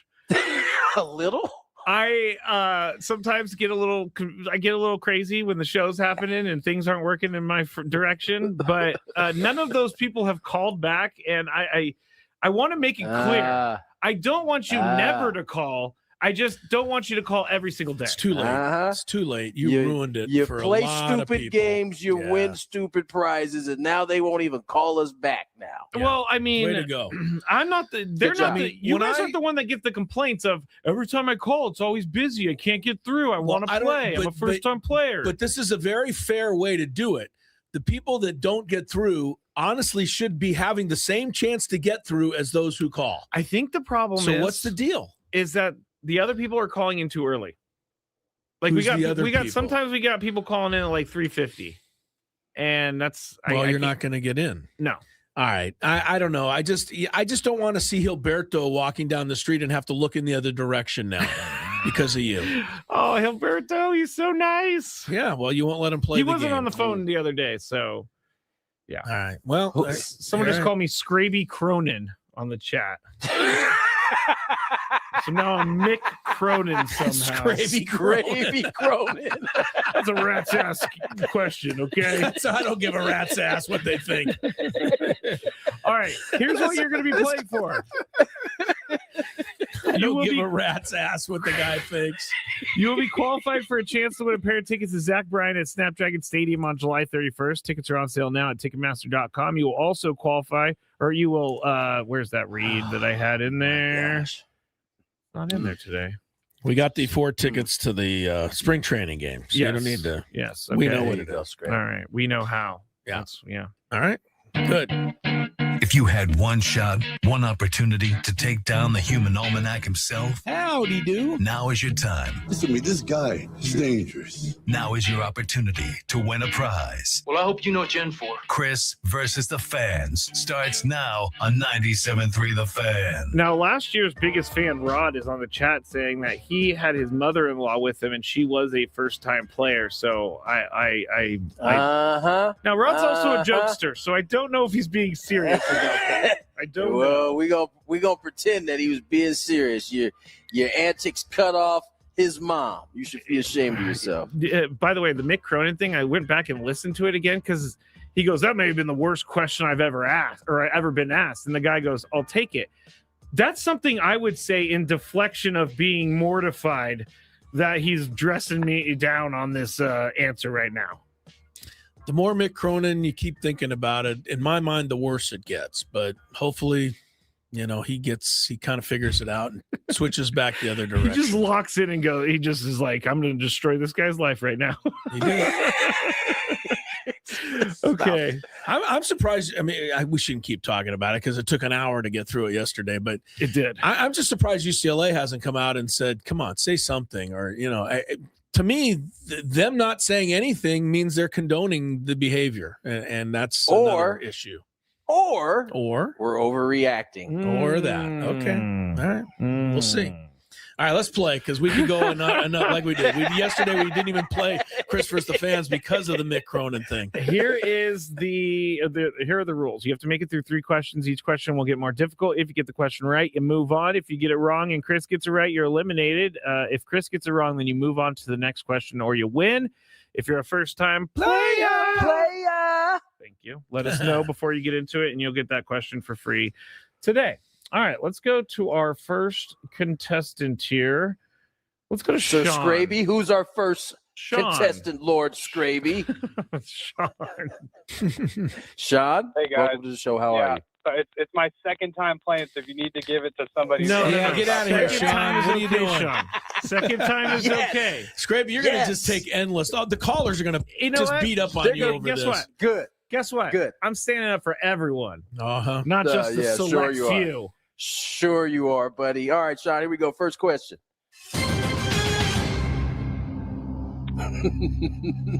Which coach threw his own player out of a college basketball game this week? I can't imagine who that would be.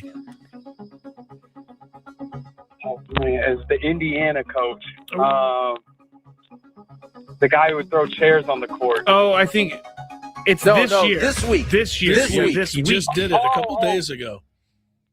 Hey, I'm gonna pass on this one. I don't know it. Oh, you don't know. No, we were just talking about The it. answer is Scraby Cronin.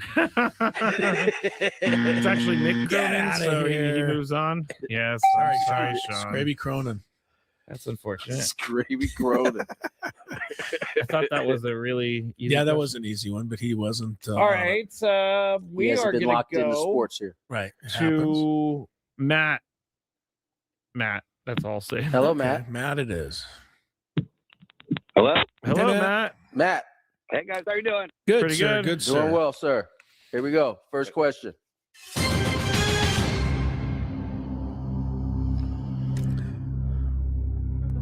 Which pro sport league is allowing players to play in the Winter Olympics for the first time since 2012? Hockey. Sounds like a winner. Very good. On to question number 2.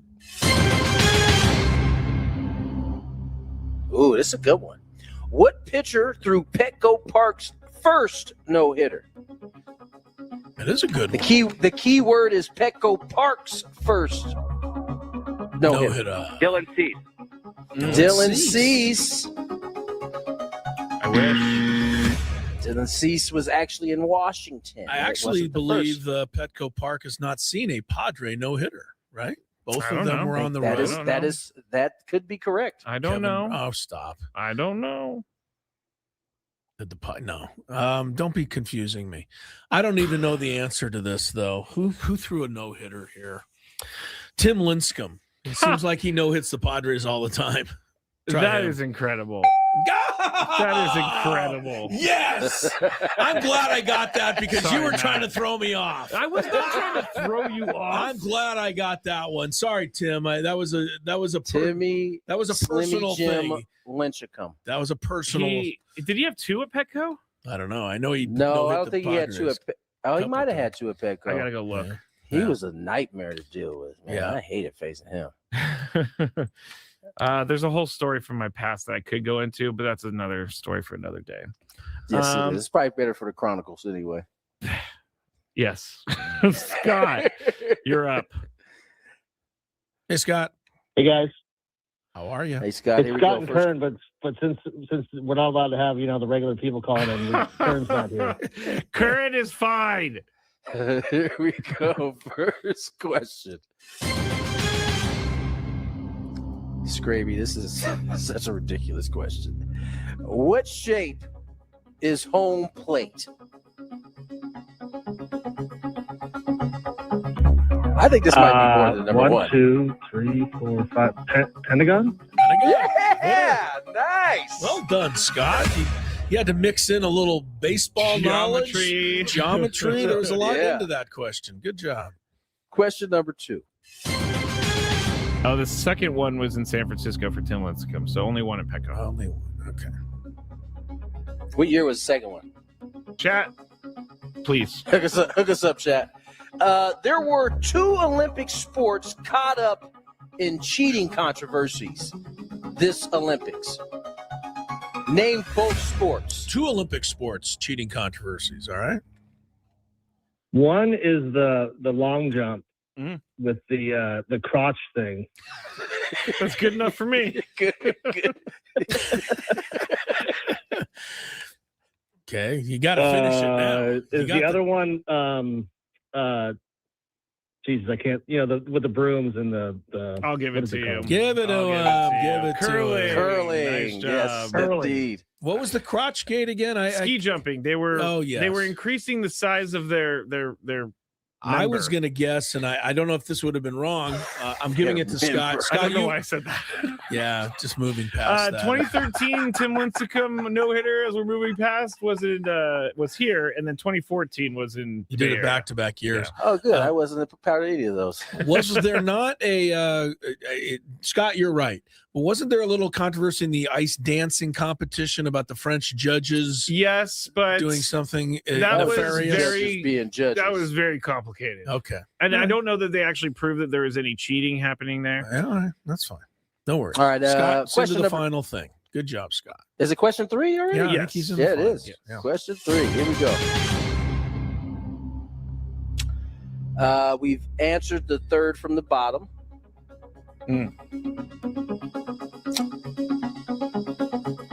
Ooh, okay, here we go. Which country is credited with inventing modern skiing? None of this caveman skiing. Yeah, because I knew the answer to the caveman skiing, but You were modern there. skiing. Oh, I'll just pass. Yeah, Okay. All right. Good job. I need. Wow. All right, what's the question again? I'm going to try to glean something. Which from the country is credited with inventing modern skiing? France. France. That is incorrect. Just don't be The answer is Norway. 'Cause Norway. Really? Yes. I swear I was going to say Norway, and I'm like, that's too obvious. It can't be Norway. It is Norway. It was? Yeah. Oh, well, good for you, Scott. No wonder they win so many gold I medals. almost took that away because Norway was on my mind, but good for Nice you. work, Scott. Hang on the line. And Kern, we got to Scrappy say will Kern get you. too. Kern too. Oh, sorry, Scott and Kern. My fault. Hang on the line. Scrappy will get you. Let's go to break. Do you want to go to break, Scrappy, or you want to keep it here? Let's go to break and get back on track a little bit. Let's go to break. We still owe you some Herman Marquez and a little bit of Craig Stammen. Craig Stammen. What are you about to say, Scrappy? You look like you're about to chime in there. I was gonna make fun of you for saying Greg Stammen, but we can go move I forward. said Craig the first Okay, we time, can move and I forward. switched it up. Get out of here. More Gwynn Chris on the other side. From the 855 Get Ross Traffic Center. Injured, demand justice.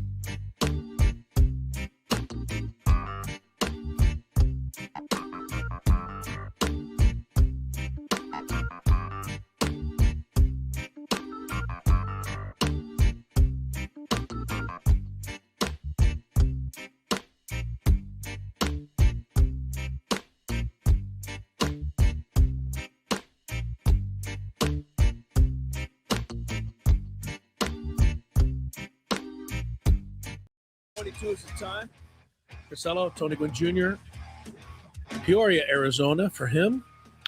Scraby with the Chronicles coming up, I believe. Yes, sir. 6 o'clock. I also believe, according to our weather person here, in-house weather person, it's raining out there. So What's up, Scraby? that's another classic moment. That oh man, that has to be put That into didn't even have nothing to perspective. do with us either. No. That No, was that doing is- a commercial. That wasn't it? he was doing a commercial, and he was supposed to say "What's up" to everybody out there. What's up, and then everybody? Read the commercial. What's up, Scraby? And he came on and he just said, "What's up" to himself. I'm gonna go hide now. Understand that this is what Tony and I were given to work with at the beginning of the show. You are the luckiest two on earth. Boy, I mean, talk about having to round somebody into shape. Hey, you know what they've always said about me? You can never say I'm boring. You are not boring. No, you're definitely not boring. Couple of little notes here. We've held off this long on German Marquez, so what's another minute?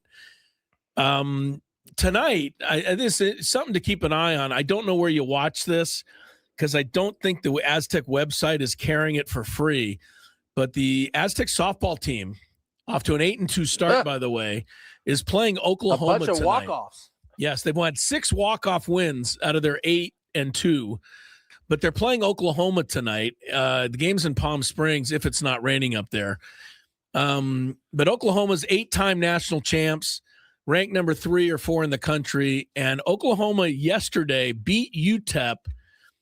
And I will preface this by saying that UTEP's record is 6-6, so they're not that bottom of the barrel.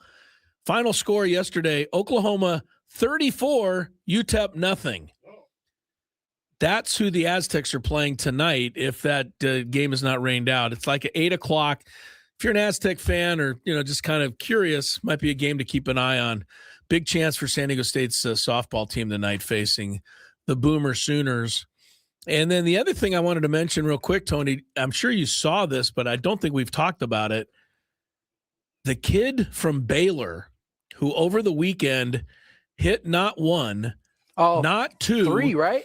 3 grand slams in one game. Wow. That's the odds of that happening have to be beyond astronomical because you obviously have to come up 3 times with the bases loaded to begin with. That's hard enough to do. And I don't have the kid's name in front of me, but I don't know if that matters too much, but what an achievement that was.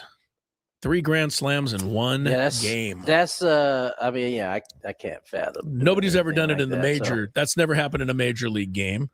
And I believe apparently it had happened once before in college baseball a long, long time ago. But that was a hell of an achievement. All right. German Marquez. I think he's a really interesting pickup. And look, the guy has some ability. He made the All-Star team in 2021. That's a few years ago, but any Rocky pitcher that makes the All-Star team, that's saying something. There's only been a few starters ever to do it. I think Ubaldo Jimenez was on that list, and I think Mike Hampton snuck in there one time. But anyway, Marquez has been up and down with the arm thing. And he even said we're not going to play this part, but he said that he felt the Rockies tried to rush him back a little bit last couple of years from did he have the Tommy John or just was it? Yes. Okay. But he's happy to be here with a team that maybe has a chance for him to win. Of course. I'm excited to play with a team like wants to win and likes to win. And I mean, when I was young, I had team like they like to win and it's cool feel, to have team like that. The last couple of years for you, all health in terms of the numbers not being there, the performance not being as consistent? Is it all just trying to work back or? Yeah, all health. I feel good. Like my body feels good, ready to go then and, show like I'm healthy to be every 5 days in the mound. German Marquez, one thing we do know, Tony, he was pretty good against the Padres there when he was right for a few years. So we've seen this guy get the job done against us. I don't know. Does he have a better chance to make it because he's on the 40-man roster as opposed to Buehler, who's a minor league signing, or does that not really matter? That's just semantics.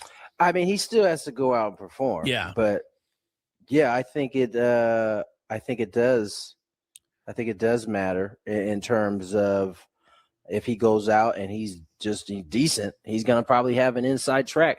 Now, that doesn't mean it's going to be in the rotation. I mean, Marquez threw out of the pen a little bit last year, I think, as he made his way back.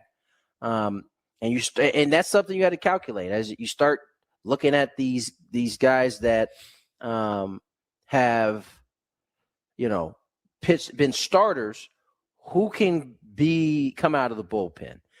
And I mean, if you're looking, I think Marquez is probably the choice if it comes down to him and Buehler. I can't see Walker at this point being coming out of the bullpen. He's already coming back from his own elbow issues that although Buehler Buehler was a big reliever 2 years ago in the playoffs. Remember that? Yeah, Wasn't it a couple years ago? I would say that I wonder if he thinks that had something to do with his elbow eventually blowing out at some point. But either way, I think that this will be the most intriguing part of spring training is what the fourth and fifth starter look like in terms of competition. For sure. You know what I didn't realize? He's only 30 years old.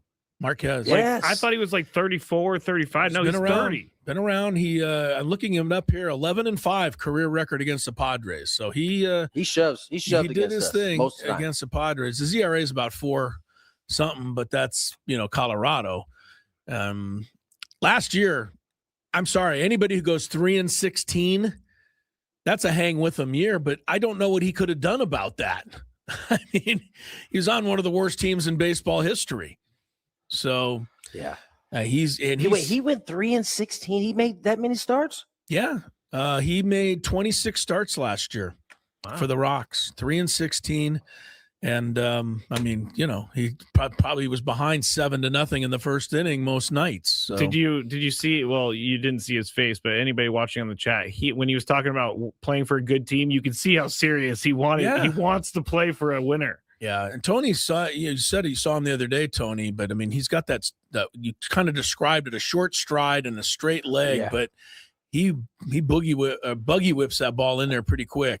So it was coming out hot too, even in that first bullpen. So I'm looking forward to seeing it all. Yeah, I think for a guy like this who's pitched in Colorado his whole life, if he can make this team, it's gonna probably be something that he's pretty excited about. All right, Big Five.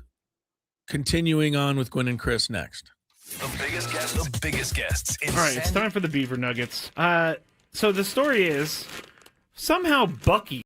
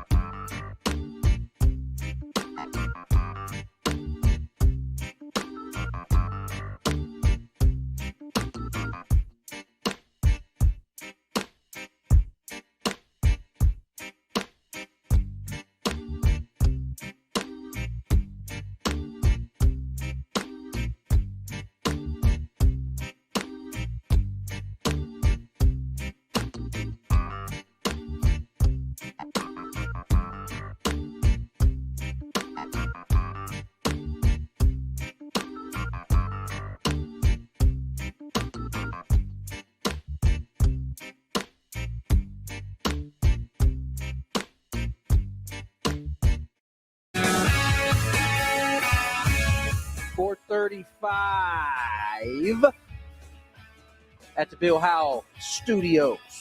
We know how. I'm here at the Peoria apartment at 5:35. Peoria Palace. Peoria Palace, 5:35 here. We have a little Big Five headed your way. No traffic, at least not yet. Yeah, we'll wait for that. So I'm going to just hand it off to Scrape. Oh, traffic is ready now. Okay, so now traffic is ready, Yes. and then we'll get to the Big Five. From the 855 Get Ross Traffic Center. Injured? Demand justice. Demand Jurowitz. 855GetRoss.com. Here's Kelly Danick. Well, not only have we got numerous accidents, but there is a lot of flooding in and around the county, as you can probably imagine. Seems like most of our problems have been in the North County. Those southbound 15 at Gopher Canyon spin out over the left shoulder. Further down before Miramar Road, another spin out in the center divide.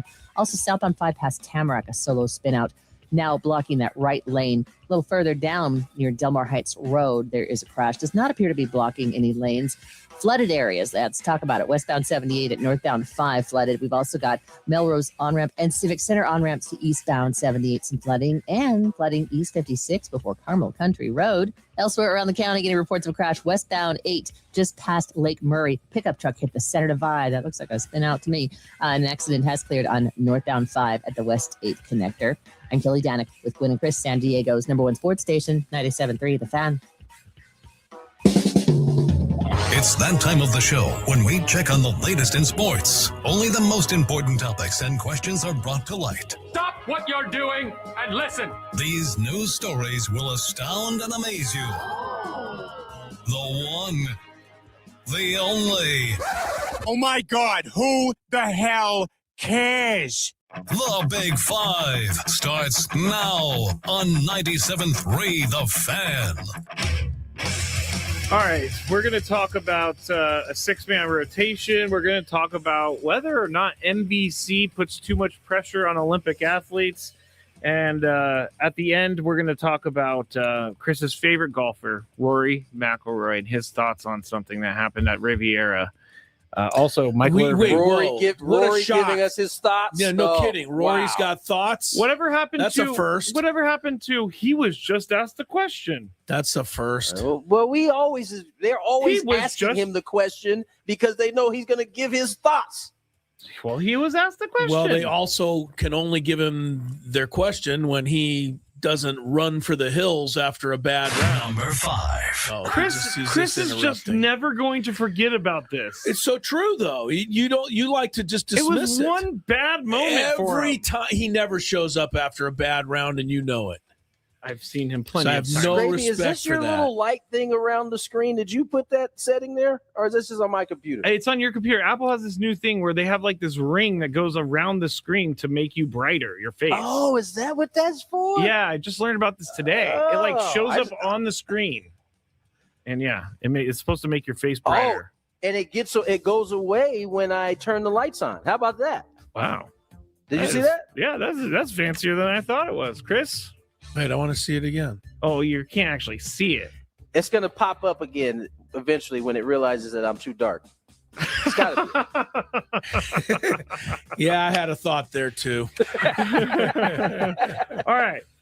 Craig Stammen was asked about a 6-man rotation yesterday, and last night I said they may want to go this route because they have so many guys to fit in their rotation, but I do remember one time, maybe you guys can help me with this, a pitcher on Friar Friday told us that going every 6th day is not something that they love. It takes them out of their routine, and they'd much rather go every 5 days. Now, Craig Stammen basically said, I'm paraphrasing, it's day 3 of spring training. We're going to figure it out as we go.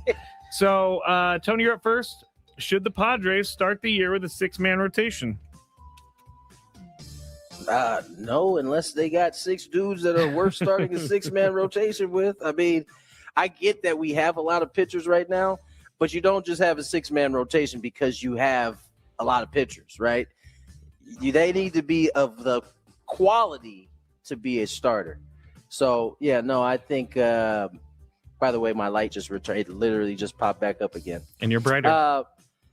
I would say no. I don't think it's going to come down to it. Now, listen, if Walker Buehler and German Marquez go out and have like a 1 ERA over the course of and they just look brilliant, like it's no denying it, then maybe we have that conversation. But I don't think it's – I think, as Stam said, they're going to figure it out. Chris, should the Padres start the year with the 6-man rotation? I hate the 6-man rotation. Hate it. Okay. I don't even like the 5-man rotation. I wouldn't mind going back to 4, where guys pitch 250 innings and nobody seemed to get hurt. Here we go. I know you hate it, but and then their arms facts fell are off the later facts. in life. No, I'm not concerned about later in life. I'm concerned about winning now. Okay, fair enough. So Just are like you. the football players. Yeah, you don't care that George Kittle's going to have headaches the rest of his life, do you? If George Kittle doesn't care, then I shouldn't care. All right. Well, there you have it. There then. you go. There you have it. By the way, bobslayers, did you see them? They take smelling salts and they shove them in their nose before they go down the hill. And the reason I bring that's how you gotta do smelling salts. You can't be dainty with it. No, this guy was it was in his nostrils, and but George Kittle had to bring his own smelling salts because the NFL banned smelling salts. I had a teammate that was so deep into smelling salts that he threw up because he was like, "Oh my gosh." Yeah. Do I? Can't be good for the body. No. Wait, go back. Yes. The NFL banned smelling salts, but I can bring my own. They said that then the what teams kind of banning is that? Yeah, the team they originally said no one can use smelling salts, and then players freaked out, and so they said no, teams can provide smelling salts now, so you can bring your own, but the team can't provide it for you. I don't know why. It's like tobacco in baseball. You can't. Teams are not. They allowed can't to give you the tobacco, but you can still have. You're not it. even supposed to have it, but you can. Guys still get it. Off the subject, but this is what I do when we're doing the Big Five. And you're not doing the Big Five? No, I'm messing around on the computer while we're doing it. I'm aware of this. Yeah, I know. But I came upon a Tony Gwynn San Diego Padres signed framed upper deck jersey. It's sweet. Brown one.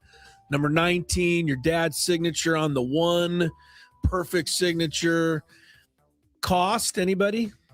It's on eBay. What do you think, Tony? I don't know if you have one of these, Tony. But, let me see. Authenticity guaranteed. Doesn't say $500. $500. Oh, I was gonna go more. I was gonna go 1,000. According to this, US 5,999 or best offer. $6,000. Yeah. Wow. eBay. If you're looking for the Tony Gwynn signed brown jersey framed, it's nice, but you do just be getting lost on the internet. Yeah, my computer takes me wherever it takes me. Yeah. Since I like your dad, I get a lot of Tony Gwynn stuff. So there you go. Also, lots of Sydney Sweeney, and Sydney Sweeney pops up no matter what you do nowadays. She's everywhere. Fair enough, she is everywhere. Number 4. After the Quad God's stunning defeat in men's figure skating, he offered... Wait a minute, you ruined it for me. I still haven't watched it. He offered one thing as to why he may have lost in dramatic fashion. Quote, I think all of this pressure, all the media, and being the Olympic gold hopeful was too much, end quote. So, reporters then asked NBC Olympics president Gary Zenkel if the way NBC promotes the games puts too much pressure on the athletes. He then went on to make a point that this has been the formula for a long time because you need to get people to care about the athletes before the Olympics actually begin. So, Chris, do you think the coverage of the Olympics in the U.S. is too much for the athletes? No. The Quad God is who he is because of the coverage, and he did not rise to the occasion. He admitted it. And that's it. You can't. No, I'm not blaming the media for this, and nor would he be. He wasn't blaming the media. I'm just saying he wouldn't be who's ever commenting on this would the not reporters were asking. Yeah, they wouldn't be thanking the media because if he won the gold medal because of the coverage, he'd be getting millions and millions of dollars because of that coverage. So I think the coverage is fine. The players have to buck up. So I did ask you, is that a good question then? I mean, because that's kind of obvious that is the coverage too much? Are you putting too much pressure? No, the whole idea is to lift these athletes up so that people actually care about watching them. Yeah. I learned some more about the process. All these athletes that are going to make it and probably going to be medalists, they have to go and they have to do their videos. They have to do all this other stuff beforehand. Yeah, well, and I'm not saying it's a bad deal or anything, but I mean, one of the reasons I was even remotely interested in this guy is because there was a nice feature on him on CBS Sunday Morning about a month before the Olympics. Because other than that, I'd never heard of him, nor had most people. Is the head that wears the crown. Yeah. I mean, you are one of the percentage is even smaller than it is to be a professional athlete. Yeah. To be an Olympian. And so with that comes great responsibility. That means, yes, if you are a favorite, you're going to have to go down there and do the extra shots, the videos, all of that. And on top of that, yes, you're going to then have to go out and perform and live up to that hype. But that is the same thing that everybody has had to do. Different scale. Obviously, in 2026, we're covering it a whole lot different than we were in 19 whatever. So, yeah, man, like that's just – I don't know. We don't need a remedy for everything. If someone goes out, they don't perform well, that's kind of – them's are the breaks. Gary Zankel also said, hey, Michael Phelps was – he was everywhere, and he won 23 gold medals. Didn't matter, right? But the quad god, to his credit, has not blamed any of that stuff. He hasn't. So good for him. He said it. I choked, basically. Yeah. I didn't perform the way I was supposed to, and he owned it. Yeah, be a little nicer to yourself, quad god. Number 3. Charlie He didn't say choke. I said choke. Yeah. I should have used the same words he used, actually. Charlie Baker is still very much on board with the NCAA tournament expanding in the near future. If you don't know who Charlie Baker is, he's the NCAA president. And he said recently he reiterated his support for a plan to expand the tournament in the near future. He said what that looks like or when it happens remains to be seen. We're still talking to the various players in this one. I said all along that I think there are some very good reasons to expand the tournament, end quote. Or no, it's more quote. So I would like to see it expand. Now we end quote. Tony. Does he ever go on to explain what those good reasons are other than money? Didn't read the entire story, but I don't think so, Chris. All right. Tony, this is going to happen. So I can't ask you, do you think it's going to expand? But how many teams should it go to from 68 if they're going to expand? Like, is it in the 80s? Is it in the 90s? I can't imagine it getting in the 80s. You can't? I mean, 12 more teams put them at 80. Let me say I can't imagine. That's the wrong way of saying it. I can imagine it getting in the 80s or 90s. I don't think it should. I think we are already at the – I think the games won't be good if you start getting into the 80s and 90s. I don't believe. It won't be as good. And then you could run into a situation like the football playoffs it's run into where the quality of team – and you bring in especially in this case because you're bringing all these other teams in. I just don't know that is meaningful, but it doesn't mean that they won't do it. They're going to do it, as it sounds like. I'm just not a fan of the idea of expanding. I'm not either. Chris, what do you think? How many teams would you like to see it expand to? Yeah, I'd like to change the definition of an expand, and I'd like to see it dwindle down to 48 teams or something. But I think it's going to go to 132 because that's 64 times 2. And there's going to be one round that is going to be just almost absurd. There'll be a couple of upsets. Yeah. People will point to that. And then you'll rewrite down to 64 after one game. 132 seems insane, except for the fact there are currently 361 Division I teams. 132 is 1/3 of that. That's a lot. It's way too many. You're just asking me what I think is going to happen. I will be out on the bracket pick. I think they're going to go to 96 first, which means there'll be 32 in addition to the 64. I know they're at 68 right now, but 64 is an even bracket number. So they'll go to 96 so that half the teams will play a first-round game. The top teams will get a bye into the second round. So I think it's going to go to 96, and I think 132 is inevitable. So I don't really think it matters what I care because then they're going to do it. And, if Charlie Baker could give me one good reason other than money, I'd like to hear it. But you know what I need from Charlie Baker? I need him to stop focusing on something that's not broken. Yeah, right. And fix something that actually is broken. Yeah, right. Like yeah. we don't hear from the NCAA ever unless it's about expanding something. How about you fix this other problem that you've created? Yeah.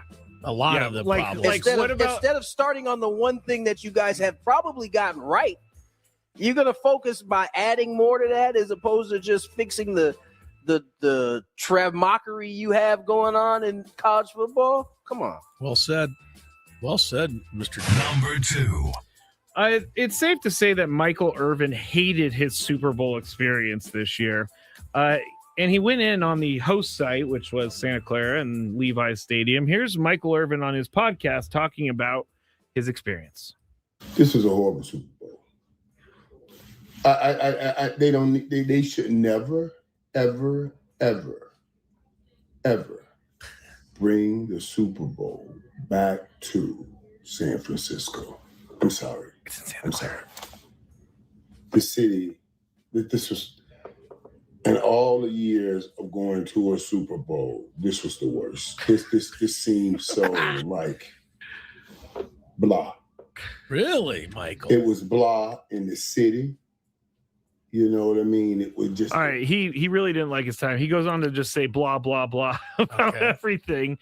I can tell you right now why he feels this way. Because of the 49er Dallas rivalry? No, because of the. He had to go from San Francisco to Santa Clara in that terrible traffic. Because Santa Clara is like a conference space with a lot of, high rises and things like that. There's nothing to do in Santa Clara. So having the Super Bowl there, I understand where he's coming from. So, Chris, outside of that, what is your perfect Super Bowl host city? Stupid question. Well, it can't be San Diego because we don't have it anymore. That's my answer. Okay. Well, we don't have it sorry, anymore. I'm forever going to be ticked off about the fact that we're not in the running. What's your second favorite then? I mean, we were guaranteed, like in writing, a Super Bowl every 5 years if we could have got a stadium. At least every 5 years. The NFL loved it here that much. Mm-hmm. Loved it so much they didn't support us. And so, yeah, right. We're sorry, NFL. we're getting out of the business. Okay, give me a city in the mix. Yeah, I think New Orleans pops to mind, but I just think of nothing but dirty kind of Mardi Gras. Yeah, I'm not a fan of New Orleans like a lot of people. A little culture. Never actually been. A little culture. You never been to New Orleans? No, I had the chance to go, Missing out, dog. but I was going to go to a bachelor party and it was bad. You might be like, oh my God. No, Yeah, well, that was back in my drinking days. So you wouldn't have made it off Bourbon Street. No, I would have had like 7 hurricanes and be laying on the ground. You would. You'd be lying right there in the middle of the street. And you know what? Nobody'd notice you. Nope. In those days. You blend in. All right. I don't know. I don't have a good one. Tony. Sorry. Tony, you have Vegas. Vegas is the obvious. There we go. They got a brand new stadium, basically. It's set up for big events. To do there. Yeah. Yes, it is. It's only going to be a matter of time, right, before they go there. Or they already have did. 49ers lost. Oh, to they the did Chiefs. have one there. Yes. Okay. Well, it was a great game, though, wasn't it? That was a great game. It literally, I think, went to the zeros and overtime. Great game. Thank you, Chris. There's What going was to the be final? Chiefs won, and McCole Hardman didn't even know the game was over, so they shouldn't. They don't deserve to win. Doesn't know that the game's over.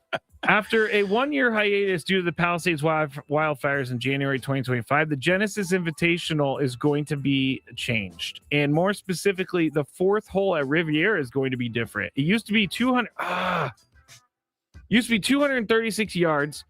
But they added 40 yards to this thing. So now they have a 273 par 3. Aztec for Life and U.S. Open winner J.J. Spawn was nice in his words, but said the hole doesn't really play how it was originally designed to play, especially with all the rain. Colin Morikawa said it's just a really, really long par 3. But Chris's favorite golfer, Rory McIlroy, said, quote, I don't think 4 plays any differently. You're just hitting a slightly longer club. I actually think it's a horrible change, end quote. So of course he does. There isn't anything the guy likes. If you could find a quote where he says he likes something, let me know, will you, please? This is why you guys get along so well. This is why he's your guy. Yeah, y'all right. both He's don't right like up your anything. alley. When we get back, I'm going to ask you guys, do you think that pro golf needs to get longer in their game? No, they need to get rid of Rory McIlroy in their game. Okay, that's next.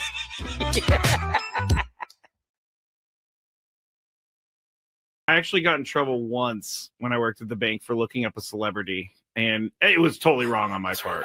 Totally wrong. Looking up their account number? Just I searched their name in the account system, and what is wrong with you?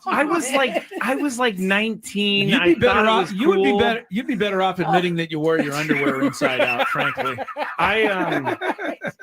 This guy is just searching up people's accounts. It only happened that one time because I got caught. How did you get caught? The account was flagged, and anybody taking a look at it gets logged. And so I got called into the boss's office like 3 days later. What did that come? I'm sorry, I gotta ask, but nobody's supposed to be doing this preview. What did that conversation? How did it go? Well, why were you looking up Paris Hilton? Is that who it was? I can neither confirm nor deny. Oh my goodness. I can neither confirm. That's really funny, Chris, that you just yelled out that name out of all names. No. But I walked in, I got called into the office, and I sat down, gosh. and all my boss, I loved her. She was great. Her name was Sharon. Amazing boss. She just slid the piece of paper in front of me. You knew said, what time "Did you it was." visit this account?" And I looked. Yeah. She was like, "We're gonna have to write you up for this, and if you do it again, we're gonna have to fire you." And I said, "I'll never do it again." And I got out of there as soon as possible. I took everything, but it was not good. Not good. Just curiosity, huh? He's like, I wonder how much they have in their account. Yeah. I mean, before I got caught, I did look up athletes. And, oh my God! I'm so glad you're sitting in this seat now. Yes, I'm so happy you're not doing any job that can be dangerous to people's futures. This was in the first year that I was there. I learned my lesson thoroughly. Chris, as I said, as soon as they walked in, they was like, "Yeah, that's our guy right there. That's our window. We're gonna take him down." Yep. Just lucky I didn't get caught for like. I can't even say. I'll tell you guys off break whose account I saw and how much money they had sitting in their checking account. And this was how long ago, too, by the way? 2009, 10. Way before I became a good person. Didn't Bank America end up getting in trouble, or was that? It was one of those banks got in trouble. All of them get in trouble for selling information. But I heard folks like you. I wasn't selling any information. I was just wanting to see what was going on. Curious. I didn't check their account activity, which I could have.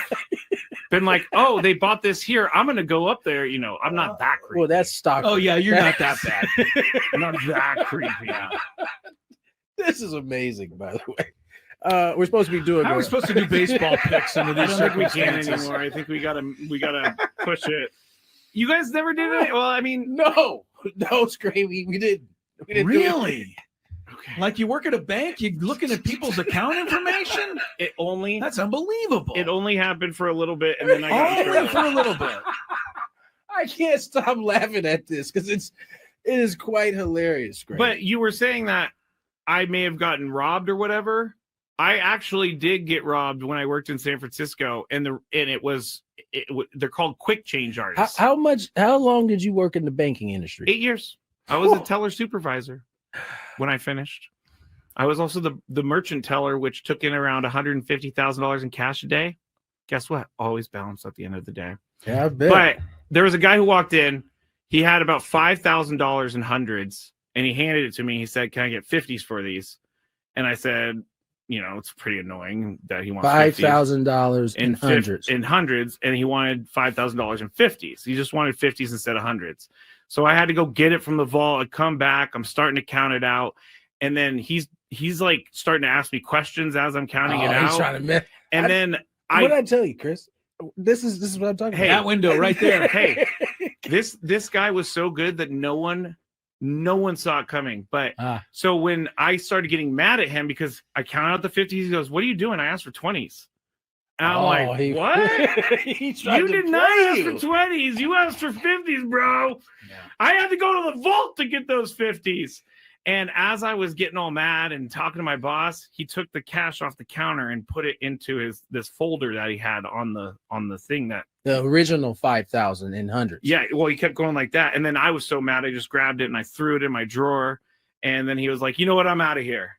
And he walked out. And then at the end of the day, $3,000. He got an extra 3 on you. $3,000. Yeah, he got $3,000. The thing about criminals like that, they can sniff out a mark really easy. I'm not a mark. You are 1,000%. I was actually The banks, dog, they got you for 3 extra. And that's the only time in my 8 years that I ever had anything happen like that. I'm sure there are people who've been there 8 years that never had 0 taken. Scrape, I got a 20 here. Can I get 5 5s, please?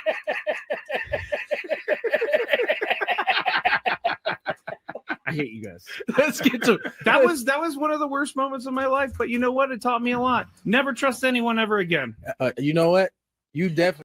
Happy Hour brought to you by GL Pools, the company trusted by thousands of San Diegans. Keep their pool sparkling, swim ready, expertly maintained. Call GL Pools now and say radio. When they answer the phone, you say radio. You get a free month of service right off the bat. I like that. Gwynn and Chris, recapping what's happening today. Can do it pretty quickly. Big story in the Olympics. Spoiler alert, in case you're going to watch somehow later. I don't know where they're showing it, but U.S. hockey versus Canada, women's gold medal. Really, terrific. Went into overtime, and the United States got the beautiful goal there by a young lady by the name of Megan Keller. It was a hell of a goal. By the way, they had to score in the last 2 minutes with the goaltender pulled just to get the tying goal. Yeah, they were losing. Yeah, they were down to the end there. Canada was close to the winning, and it would have been a major upset. There's a lot of other stuff, results in the Olympics that I won't give you if you're on your way home to enjoy. Otherwise, really pretty quiet. Pat Murphy just got a 3-year extension with the Brew Crew. Did that happen today? Just moments ago here. Let's see. 3-year deal. He's 2-time manager of the year. $8.95 million new money, and makes him one of the highest paid managers in Major League Baseball. So should we be critical that Pat Murphy got away from us? I was just thinking, how many messages am I going to get about Pat Murphy getting away? No, we shouldn't. With all due respect to Pat, he was like a deer in the headlights his first year here with the Padres. I mean, from dealing with the media, it was brand new to him. Yeah. What he needed was to be able to be a bench coach as long as he was, because with his experience collegiately, he was going to figure out the managing part. How to do he that. Just had to he just had to figure out what it looked like at the big league level. And quite frankly, when he hopped into that chair as a Padre, it was a bit early. And I think it served him well to be able to kind of watch the way he was able to. And now, I think the Brewers are benefiting from that. Did we blow it in letting Dave Roberts leave? Because he was here for one game, I think, wasn't he? Officially, he was in the organization. Sure. I mean, I don't know. There's people are going to say it no matter what you do. I think that one is a little bit different from that standpoint. But I mean, in the same way, the difference was Dave had more major league experience in terms of dealing with guys. He didn't have any managerial experience at that point. Did not. So I mean, I don't. It's easy to say that now, yes, and Monday I think morning a lot of people did say that at the time. It's not as though that wasn't something that was being said at the time. There were a ton of people like, how come you let Dave walk out the door? Because it came down to, we remember they fired Bud, and it came down to Dave Roberts and Murph, and they chose Murph. I think maybe the very next year, Dave got the Dodger job, and so they've both been manager of the year twice. I believe Dave's been manager there twice. Anyway, this isn't to defend any of this that took place, but almost every organization can look at the one that got away somewhere. It's part of the whole deal. I think it's only highlighted more here because of all of the players that have gone out away from us and gone on to be something. Yeah, we've had our share, no question about that. But onward we go, and we added a lot. By the way, I think the before we compare the prospects that have been sent away that haven't turned any. I mean, all the dudes at the Padres got away from the Padres were in the big leagues when, Roberto Alomar, he was in the big leagues, and went away. It's a little different than trading prospects that and we got you Fred don't McGriff have. for that. McGriff had a couple of monster years here. Yeah, he did. But not enough to make up for Roberto. I agree with that. It was a 2-for-2 trade. Joe Carter was in that, and so was Tony Fernandez. Yes. NBA is coming up with some rules. Starting next year, apparently they're going to enact anti-tanking rules. Tony explained what they're thinking about a couple of hours ago, and I still haven't figured it out. So it's a long, lengthy idea that the NBA has. What was the thing that we were trying to figure out the other day, too, that we botched? Just gave up on. Figure it out. I don't know. Most it things. was another complicated thing. A lot of that complicated stuff comes up. Oh, it was the TV. It was how you would get to watch Padres Padre baseball. Yes. That's what it was. Oh, yeah. The Bears could be moving to Indiana. The Gary Bears took a step closer to being a reality after Indiana passed the bill Bears to learn the Gare Bears. to move them out to Indiana. I don't know where that exactly stands, but it seems to be a little bit more likely. Oh, no. Gary, than it was. Indiana is putting all of the. They're going for it. They're sparing no expense to get them. Let me say this. I think there is method to the madness, by the way. I mean, Gary, Indiana, Chicago is the closest city. So their fans are basically all Chicago fans. Sure. Anyway. So. Oh, let's just move them out of Chicago then. I just want to tell them. I already said that they shouldn't move. We don't want them to move, but what we're saying is that the people of Chicago better get with it or they'll lose them. That's just the way it's going. One last note, because I know all of you He's about to chime in. He's got his face near the mic. Yeah, Carlos is saying, back to Dave Roberts for a second. The issue with Dave is they didn't even consider him, the Padres. Right. They probably should have considered him. Yeah, we're not saying that was a great moment in Padre history. I'd love to have Dave, but I'm happy with what we're at now. Was that Andy Green? Was that? I know Tony said that was. Ended up being the main guy was Andy, right? And then Jace, and then they went Pat. They went. Wait, did Pat take over for? No, Pat didn't take over for Greeny, did he? No, Pat took over for Bud Black. No. Yeah. And then Pat took over for Bud Black, and then Andy, and then Dave, I believe, was like special assistant. He'd be like he was in the organization, and they went a different way. All right. Speaking of former Padre managers, Bob Melvin back with the Athletics as a special assistant in baseball operations. Thought everybody want to keep an eye on Bo Mel. I don't know why his name is such a negative thing here. I don't think it really should be, but it is. If you're trying to figure out everything that makes people angry out there, Chris, you'd be working overtime for a long time. Working overtime. All right. Are we going to go back to the golf question? I was giving people a 5 o'clock update. That's fine. That's not bad. It didn't. Don't get. When I looked at your face, it didn't look like you were coming back to golf. So I had to get in there. Well, I'm happy we're going back to golf because I want to argue with you on this. Okay. By the way, your boy here that we're about to talk about is tied for the first round lead in this tournament that is so ridiculously difficult for him. Go ahead. Good for Rory McIlroy. Yeah, shot a 5 under today. Basically, a lot of the golfers that I saw asked about this hole going from 236-yard par 3 to a 273-yard par 3 is they all kind of said the same thing. It doesn't present any different challenges. We just have to hit a different club, a longer club. It's 40 more yards for the pros. For that your boy shouldn't be Rory. that True. big a deal. Is that fair to say? I don't think that's fair to say on a par 3. You don't? Okay. 273 yards. You're hitting, I think JJ Spawn said he hit 3 wood the other day, and he put it to 8 feet, but he was like, I don't know if I could do that. Well, he certainly During couldn't the do it all the tournament. time, but that's, I mean, should we I feel just like have Tiger every used to do that all the time? Well, Tiger's a different Tiger breed. did it every time. Tiger, his golf club literally wore in one spot because he hit it so perfect every time. But here's my question. Does golf need to get longer? I personally don't think golf needs to get longer. You mean the holes? Well, the course. Yeah, well, you're basically saying Tiger proofing, which is what they did back in the day to try and make it harder on him. Yeah. And all they did was make it impossible for everybody else. For everybody else. Yeah. Tony, your hand I'll is say in this. thing.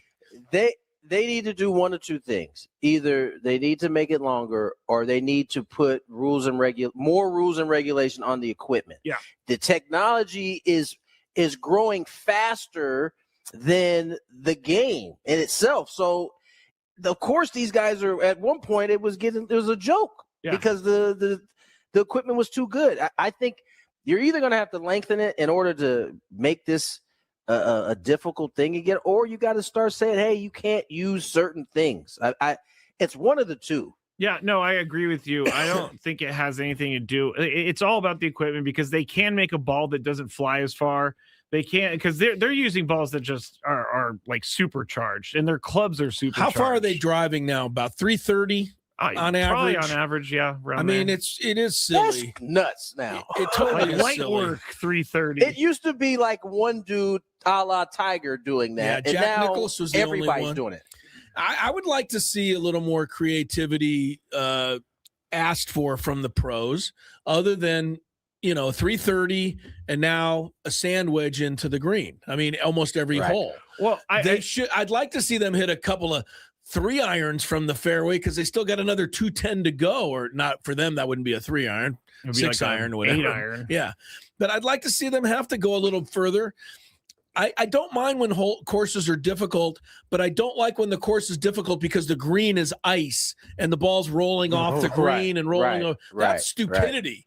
So I think you got to make the holes a little tougher. You want to make the rough, less, or the fairways skinnier.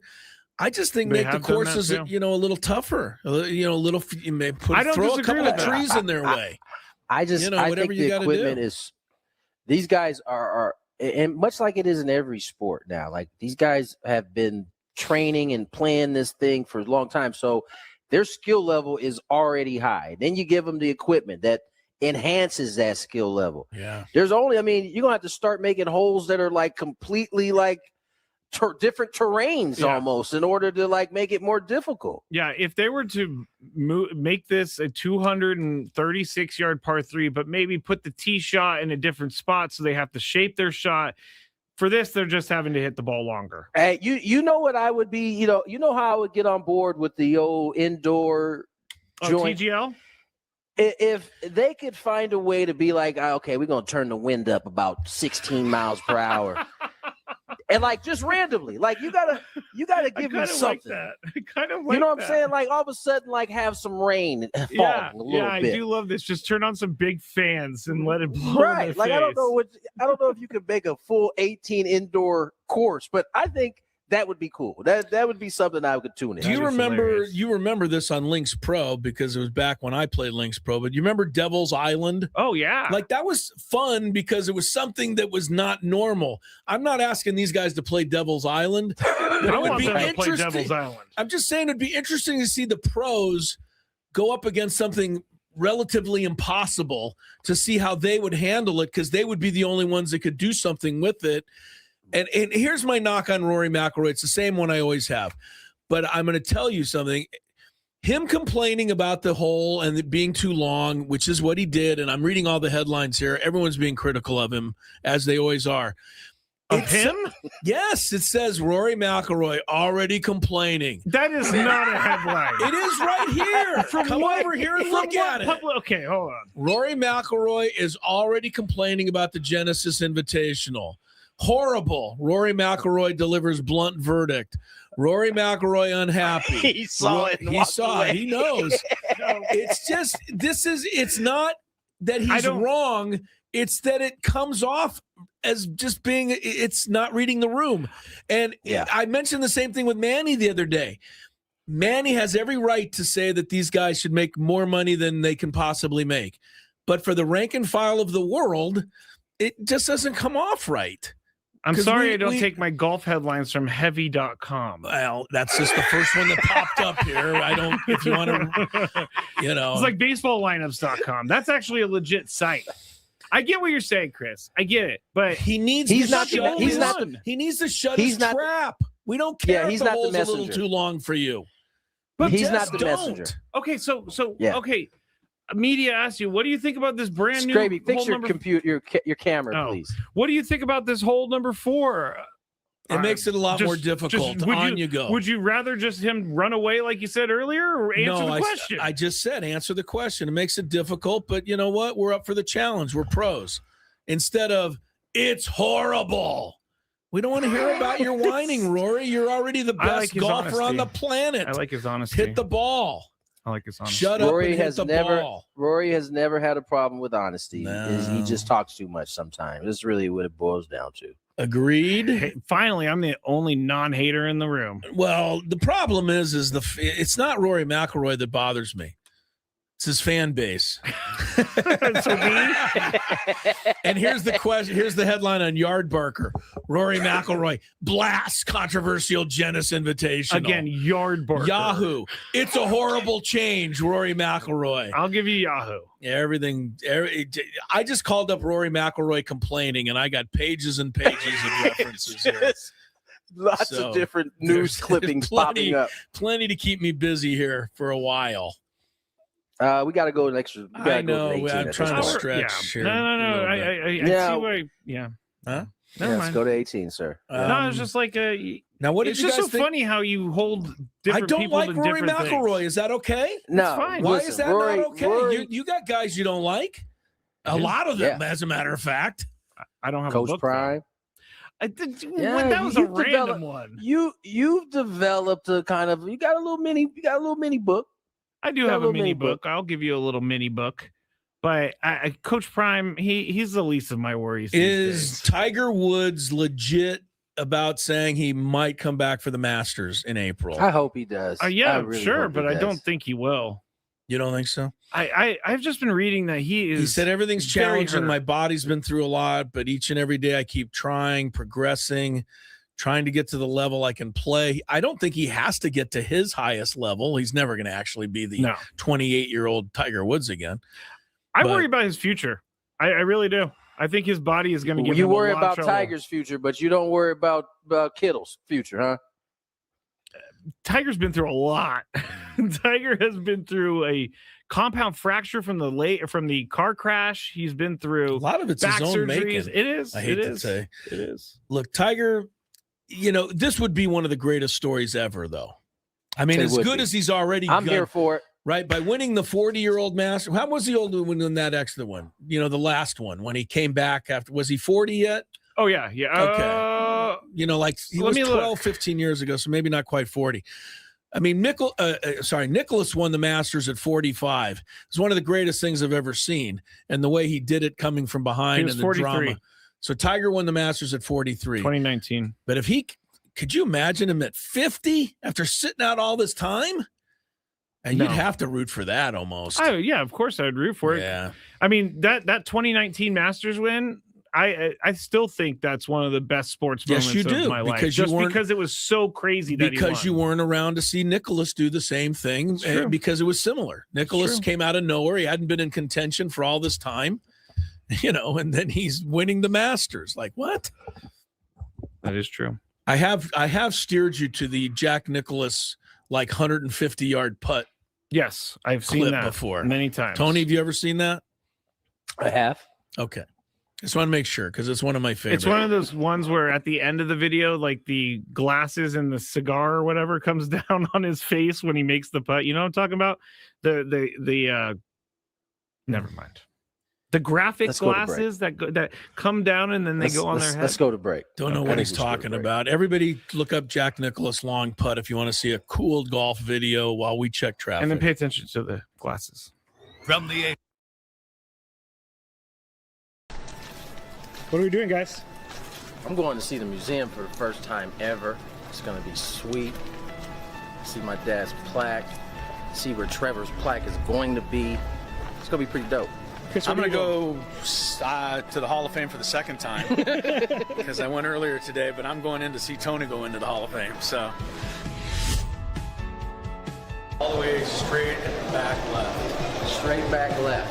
Straight on that back wall. This one? Yeah. How you feeling, Tony? I don't know how I'm feeling right now, honestly. Excited? I'm definitely excited.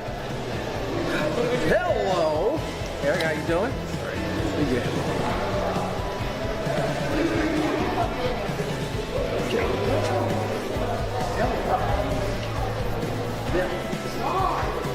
Wow. Just like I told you, next to the famous Barney Dreyfus and Leslie Wilkinson, whoever they are. That does look like them. I know. It's a good shot. They don't do them all that great. That one's good. Really good.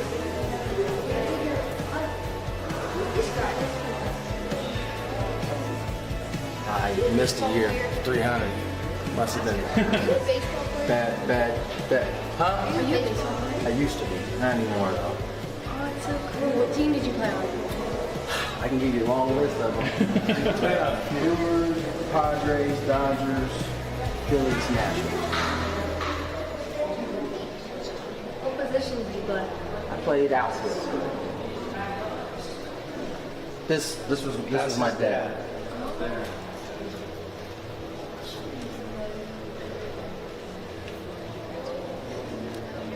Oh, there's Dick Williams, Goose. I think he'd be pretty happy with his company over there. So. What are you thinking to see it for the first time? I'm thinking I'm hot. I'm quite warm right now, but it's cool. I mean, it's what I thought it was going to be. I mean, who not too many people can say they have a dad that's enshrined in this place. So I think this is awesome. What are we doing, guys? I'm going to see the museum for the first time ever. It's going to be sweet. See my dad's plaque. See where Trevor's plaque is going to be. It's going to be pretty dope. Chris, I'm going to go to the Hall of Fame for the second time because I went earlier today, but I'm going in to see Tony go into the Hall of Fame. So all the way straight and back left. Straight back left. Straight on that back wall. This one? Yeah. How you feeling, Tony? I don't know how I'm feeling right now, honestly. Excited? I'm definitely excited. Hello, Eric. How you doing? Pretty good.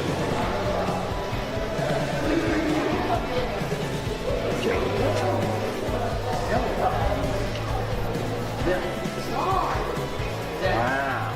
Just like I told you, next to the famous Barney Dreyfus and Leslie Wilkinson, whoever they are. That does look like them. I know. It's a good shot. They don't do them all that great. That one's good. Really good.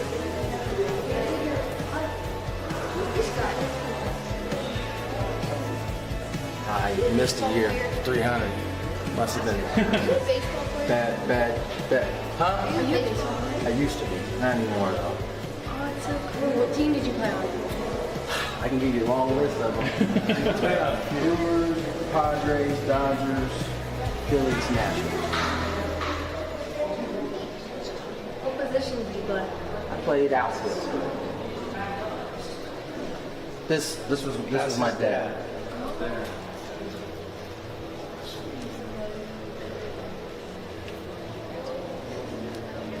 Oh, there's Dick Williams, Goose. I think he'd be pretty happy with his company over there. So. What are you thinking to see it for the first time? I'm thinking I'm hot. I'm quite warm right now, but it's cool. I mean, it's what I thought it was going to be. I mean, who not too many people can say they have a dad that's enshrined in this place. So I think this is awesome. What are we doing, guys? I'm going to see the museum for the first time ever. It's going to be sweet. See my dad's plaque. See where Trevor's plaque is going to be. It's going to be pretty dope. Chris, I'm going to go to the Hall of Fame for the second time because I went earlier today, but I'm going in to see Tony go into the Hall of Fame. So all the way straight and back left. Straight back left. Straight on that back wall. This one? Yeah. How you feeling, Tony? I don't know how I'm feeling right now, honestly. Excited? I'm definitely excited. Hello, Eric. How you doing? Pretty good.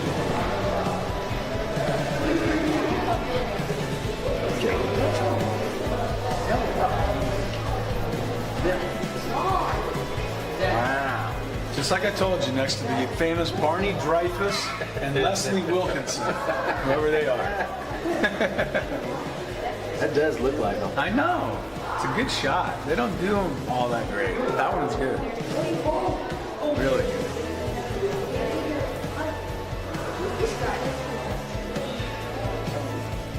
I missed a year. 300. Must have been bad. Huh? I used to be. Not anymore, though. Oh, it's so cool. What team did you play on? I can give you a long list of them. Brewers, Padres, Dodgers, Phillies, Nationals.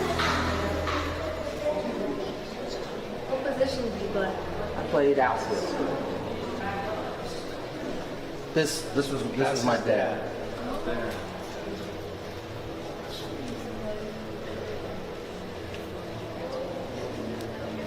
Oh, there's Dick Williams, Goose. I think he'd be pretty happy with his company over there. So. What do you think of seeing it for the first time? I'm thinking I'm hot. I'm quite warm right now, but super quick segment here. 626 here, 526 at the Bill Howe Studios. We know how. What shall we talk about for this a minute and I want to know where you're going to dinner tonight. I want to know kind of what you've been doing for dinner plans. So I've been eating in. Okay. Here for the first. Is it 4 like days. a Trader Joe's thing where it's kind of prepared, or are you like chopping up vegetables? Not quite chopping up vegetables, but I am getting like kind of meats, proteins that are, already kind of, what's the word I'm looking for? Prepared a little or no? Yes, they're prepared a little bit. Yeah, so you're just tidying so it up.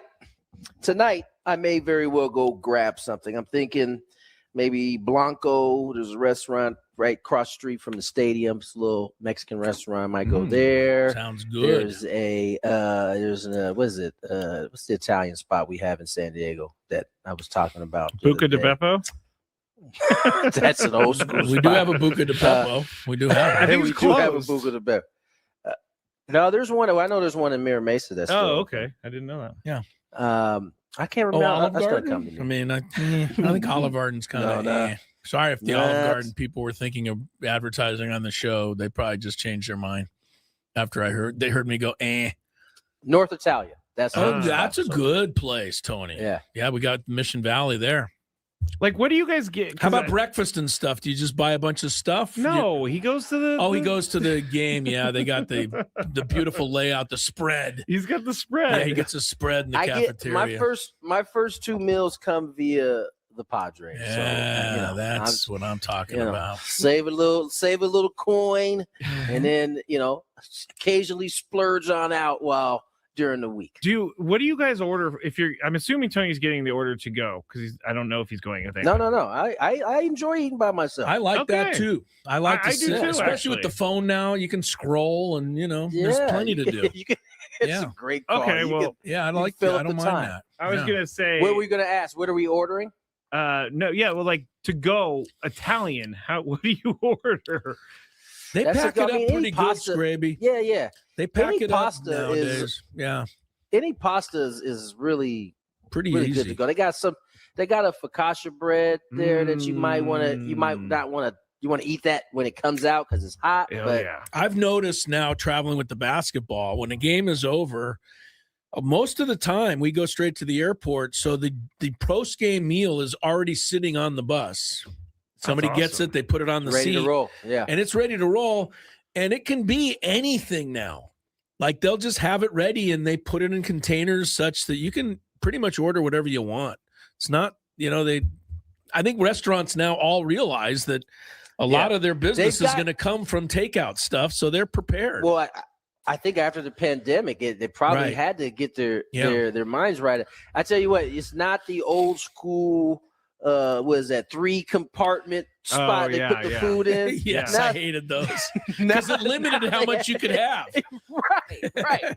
Now they got the plastic containers, got a little depth to them. Yeah, you can get a lot of stuff on the. We've advanced a lot to go. I'm not agreed. We advanced in to-go containers. No, those little tri-plates were a horrible invention. I get it. They were a horrible invention because you can never keep it in your little pocket. That was the good old church plate. You get one of them bad boys. You could have like three beans in one compartment, 4 pieces of carrots in another. I'm like, no, I just mixed my mac and cheese with my beans. Over. Yeah, it was terrible. I was about to say, don't be the person that can't have their food touching, because that was the worst thing compartments to have at that point. Yeah, that's good talk, guys. All right, that was way more fun than whatever else we were going to talk about. Let's get to break. Are we going with Bretos? We're going with Max Bretos. Oh, you soccer fans, don't miss it. The opener's Saturday. We're going to get you ready. Yeah, Max Bretos will join us next. More Gwynn and Chris. Hey, it's Ben. Now, you've been representing the Friar Faithful for a little bit here. Now you're out in the forefront. You mentioned family quite a bit. How important was it to get your wife Audrey on board with this? How long did it take you to get her in this direction? It took a while. It's probably taken years, but I don't know. We were on the same page for a long time. For a long time we thought there's no way this is possible, with our family and be able to move them across country and take them out of school and all that kind of stuff. But we talked to enough people. We got to thank the Melansons. They kind of gave us the blueprint of how they've moved their kids from Florida to Arizona to San Diego, and we're going to follow that plan. And once we decided that, it was like, I talked about it a little. There was some peace that came over both of us to be able to say yes to this decision, because we knew it's an opportunity of a lifetime.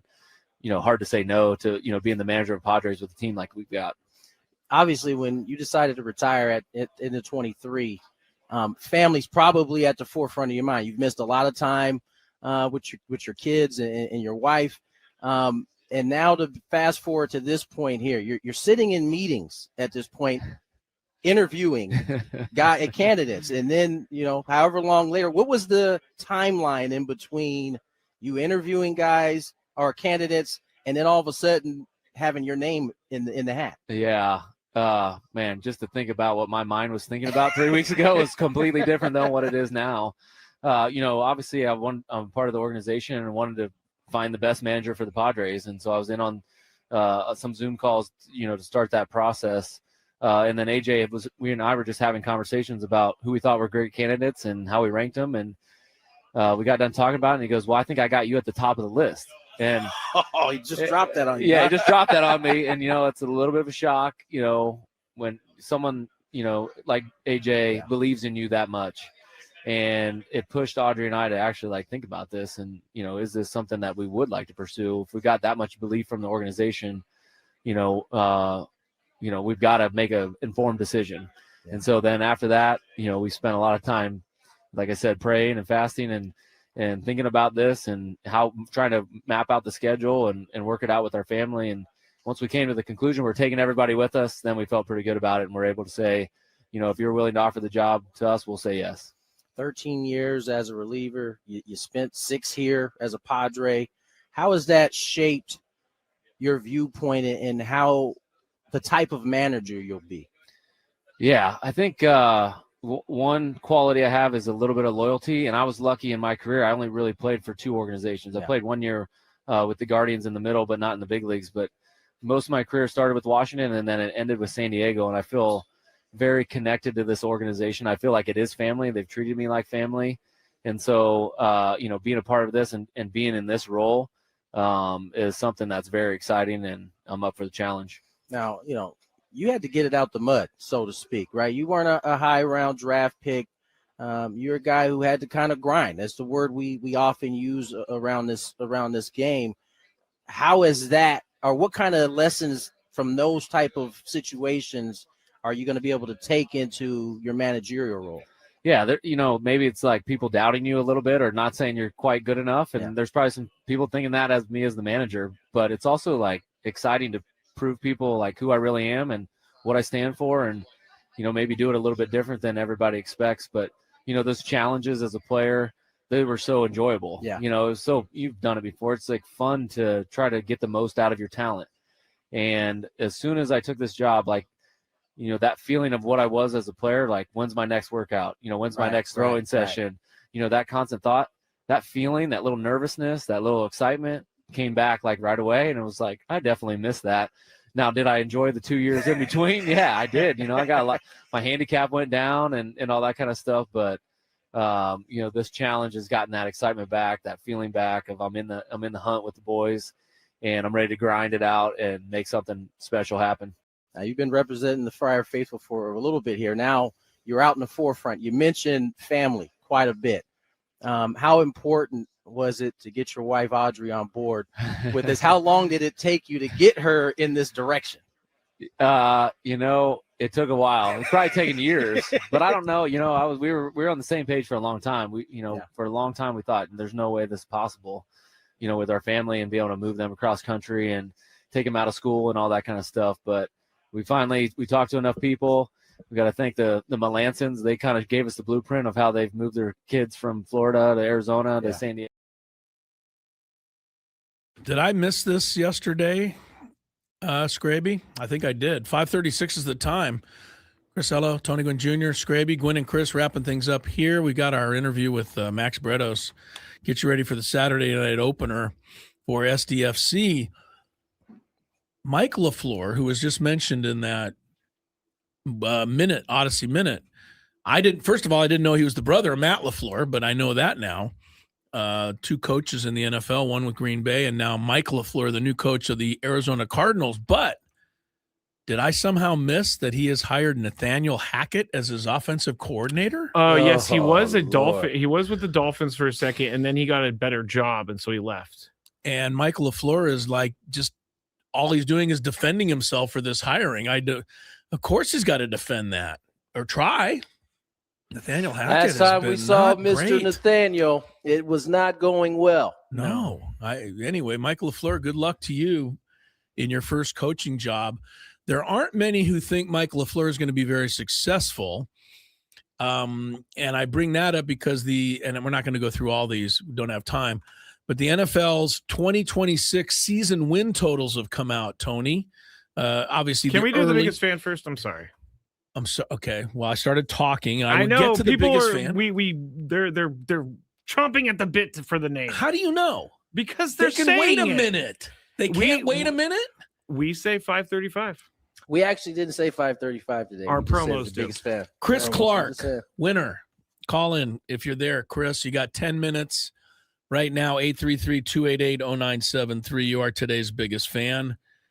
And you'll qualify for our grand prize. 20 tickets for you and a friend to the night at the Odyssey Suite, Padre game, all of the fan staff later this season, catered by Spiro's Mediterranean Cuisine. Remember, register your name, 973thefantasy.com/biggest fan. So the that NFL was rude, Scraby. It was kind of. I mean, I was right in the middle of trying to speak. Just trying to execute something we've been doing for 3 months.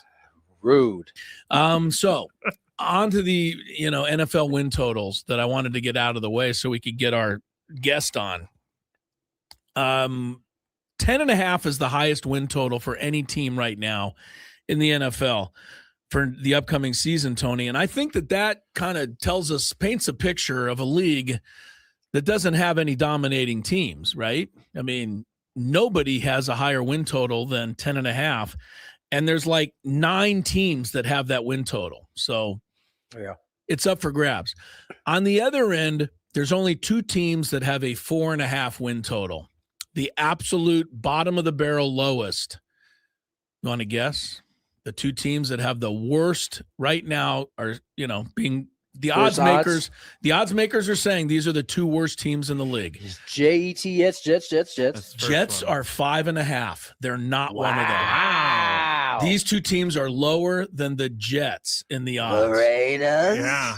The Raiders are 5.5. It's not the Raiders. Cardinals is 1. And now the fact that they got Nathaniel Hackett, I think that kind of guarantees them.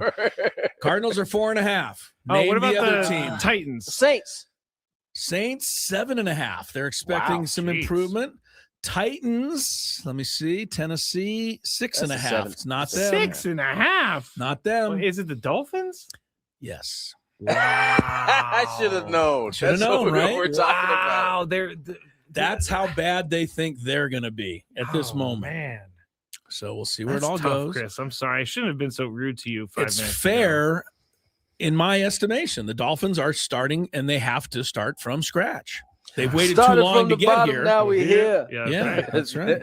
Might take about So, 4 years to get there. But I've waited this long. What the hell? I just hope I got 4 more years so that if they ever do something, I'll that be was able to morbid. enjoy it. That was a little Wow. yeah, that wasn't great. I wasn't ready for that. Yeah, well. Hope I'm still breathing in 5 years.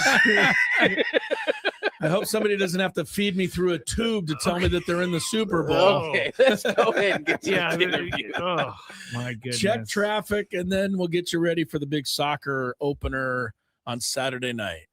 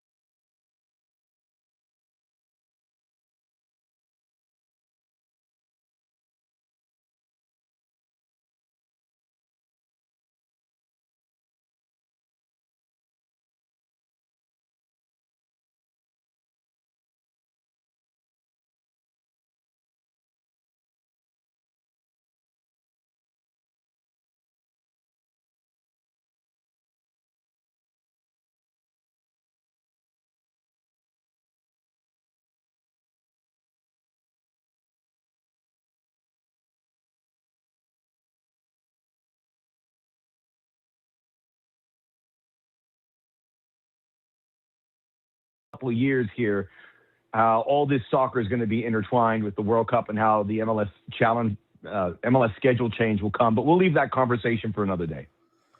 Well, I mean, since you brought it up, though, Max, I do have a question about how the transition actually happens. I mean, you're going to go in through this year. World Cup will soon follow in the summer, and I believe it's after this season, right, that the schedule changes for MLS. No, I mean, it probably should, but I mean, I think ideally they would have liked to have happened that, but it didn't get to go through. So what's going to happen, end of May, the league will stop and it will honor the World Cup, which is something pretty new. So the MLS, there's not going to be games going on while the World Cup. They're taking a pretty lengthy break for like 6 weeks or so. And then they'll be dark for that time. And then by the end of the World Cup, they will pick up this season and they will play it like a regular season through May. And then at the beginning of 2027, they're going to have an abbreviated season. They will break in the summer of 2027. And then at the end, in August of 2027, they will start and they will run concurrent with all the European leagues. Gotcha. From an August through May schedule, which, I think we spoke about it before. It's a game changer for so many reasons. It's one of the big things that have to fall in place for this league to continue to grow. It's a big deal. I wish it was a little sooner, but I'm glad that they did it. Yeah. Max, talk about, get us a little caught up. Did we miss anything in the offseason as far as just the league in general? We're keeping an eye on our team here, but anything we should be on the lookout for, MLS, any major rule changes, any kind of, movement among, franchises and organizations, or are we pretty much settling in for, the same deal this year? Well, there's no real big changes, which I think is for a league like this where there are constant changes is a relief. I think with the rules, that could happen. And I think MLS takes a lot of pride that they will be on the forefront for trying new rules, whatever that is, to speed up the game, to maybe, we even had some conversations with the referees, and, the idea of like, playing a little bit with the offsides rule to give the attacker more options. Anything that's out there, they're willing to look at it. With regards, we don't have a new team coming in. Obviously, San Diego was the last, and I think San Diego is going to just exhale that they don't have to call themselves an expansion team, which means they can really build on their history. There's no expansion team. I don't think there's an expansion team on the horizon. I'm not saying it's going to happen, but that's important so that the league can kind of move forward and feel like it's digging some roots in. I think the fact that there's not a lot of changes going on is allowing these teams to develop. And that said, I think the big thing that we saw was Inter Miami, who are the champs, have a new park coming out, and they had an incredible offseason where they made their team a lot stronger to around Lionel Messi. And I guess with the stadiums, they have a stadium coming out. New York City club is going to have a stadium. It'll start in 2027. Chicago is going to have a stadium.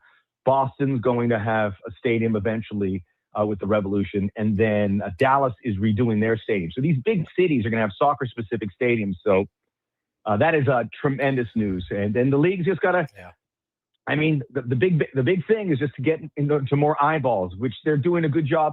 There's still work to be done. But if you see like it with San Diego, this club has gone so well, and the folks in San Diego are paying attention. So that's good. Max, just real quick, is the Chicago team maybe going to build its soccer stadium in Gary, Indiana with the football team? Or I don't know if we were just talking about that. Sorry. Well, I had to get it in. There's an opportunity to have stadiums downtown if you're an MLS, because, we saw with Kansas City and now Chicago, these NFL teams are taking themselves out to the sticks, for lack of a better word. But I hear Gary's wonderful in November, December. So. Max Bretos joins you, play-by-play announcer. I don't want to get in trouble with Indiana folks. I've been to Gary. It's lovely. Max, let me ask you, moving to SDFC, I think the biggest story for this team going in is that they still have Chucky Lozano on their roster. How much of a distraction can this be? Do you think they will change course and mend fences? It certainly didn't seem like that at the end of the year, but yet he's still on this roster right now. I give credit to the folks at San Diego and Mikey Varys. Clearly, they identified the fact that it wasn't a match. He's still with the club, and he wants to remain with the club, and he's making really good money. So if I was in Chucky Lozano's shoes, I wouldn't want to leave either. But from what I understand, that he's there. They've said he's not being a big distraction, which I can't imagine. Maybe he's not. It's hard to believe that's the case, but San Diego's played 2 games already. They've looked exceptional without him. And in the CONCACAF Champions Cup, they've advanced against a really good team from Mexico and Pumas. Right.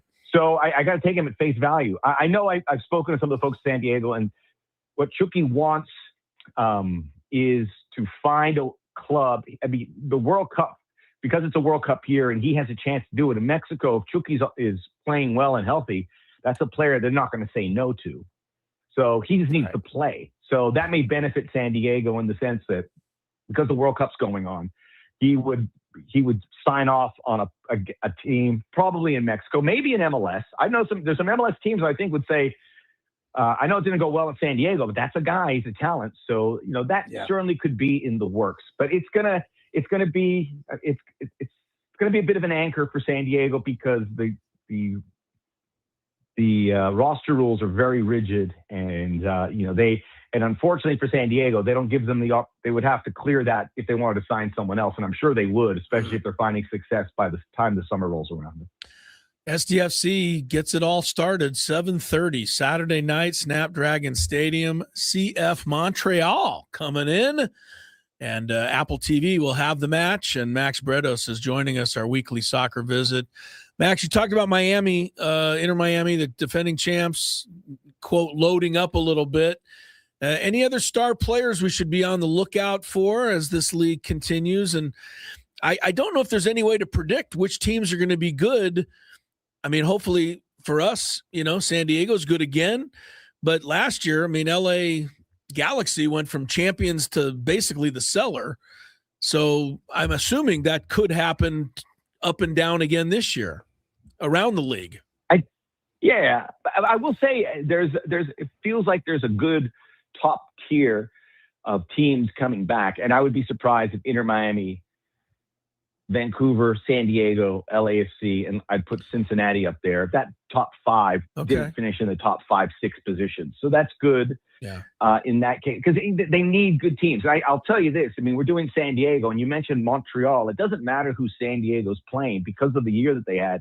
That is a top drawer fixture for the league. And neutrals would probably take a peek because San Diego play attractive football, and they've created a winning culture. So that's an absolute touchdown for the league in that case. But the one thing I've noticed is a lot of the teams that were on the bottom have been active to close the gap. It's a league that, with that roster and that salary cap kind of balances it out. But you'll see these clubs with ambitious front offices, and San Diego's one of them, and very stable ownership that I think will advance. And with what Inter Miami's doing, the top of the league is pushing for more flexibility in the roster rules, which, I mean, and when you say that, it's not so that they can spend another $50 million. It's more so they can do the business of a club, so that they can maintain the players that they have, so that they can reward the young players that they have. And then maybe signing a big name player. But I think you've got to be a really savvy club. But the clubs that have all that in place, and again, San Diego's amongst them, I think the league will want to reward them, however that looks with the salary cap. So I think we're going to start seeing a definitive ruling class or top tier in MLS, dependent on the ownerships, which may lift the bottom teams as well. I will say that one of the there's always big signings. Sun Heung-min has been there for a few months at LAFC.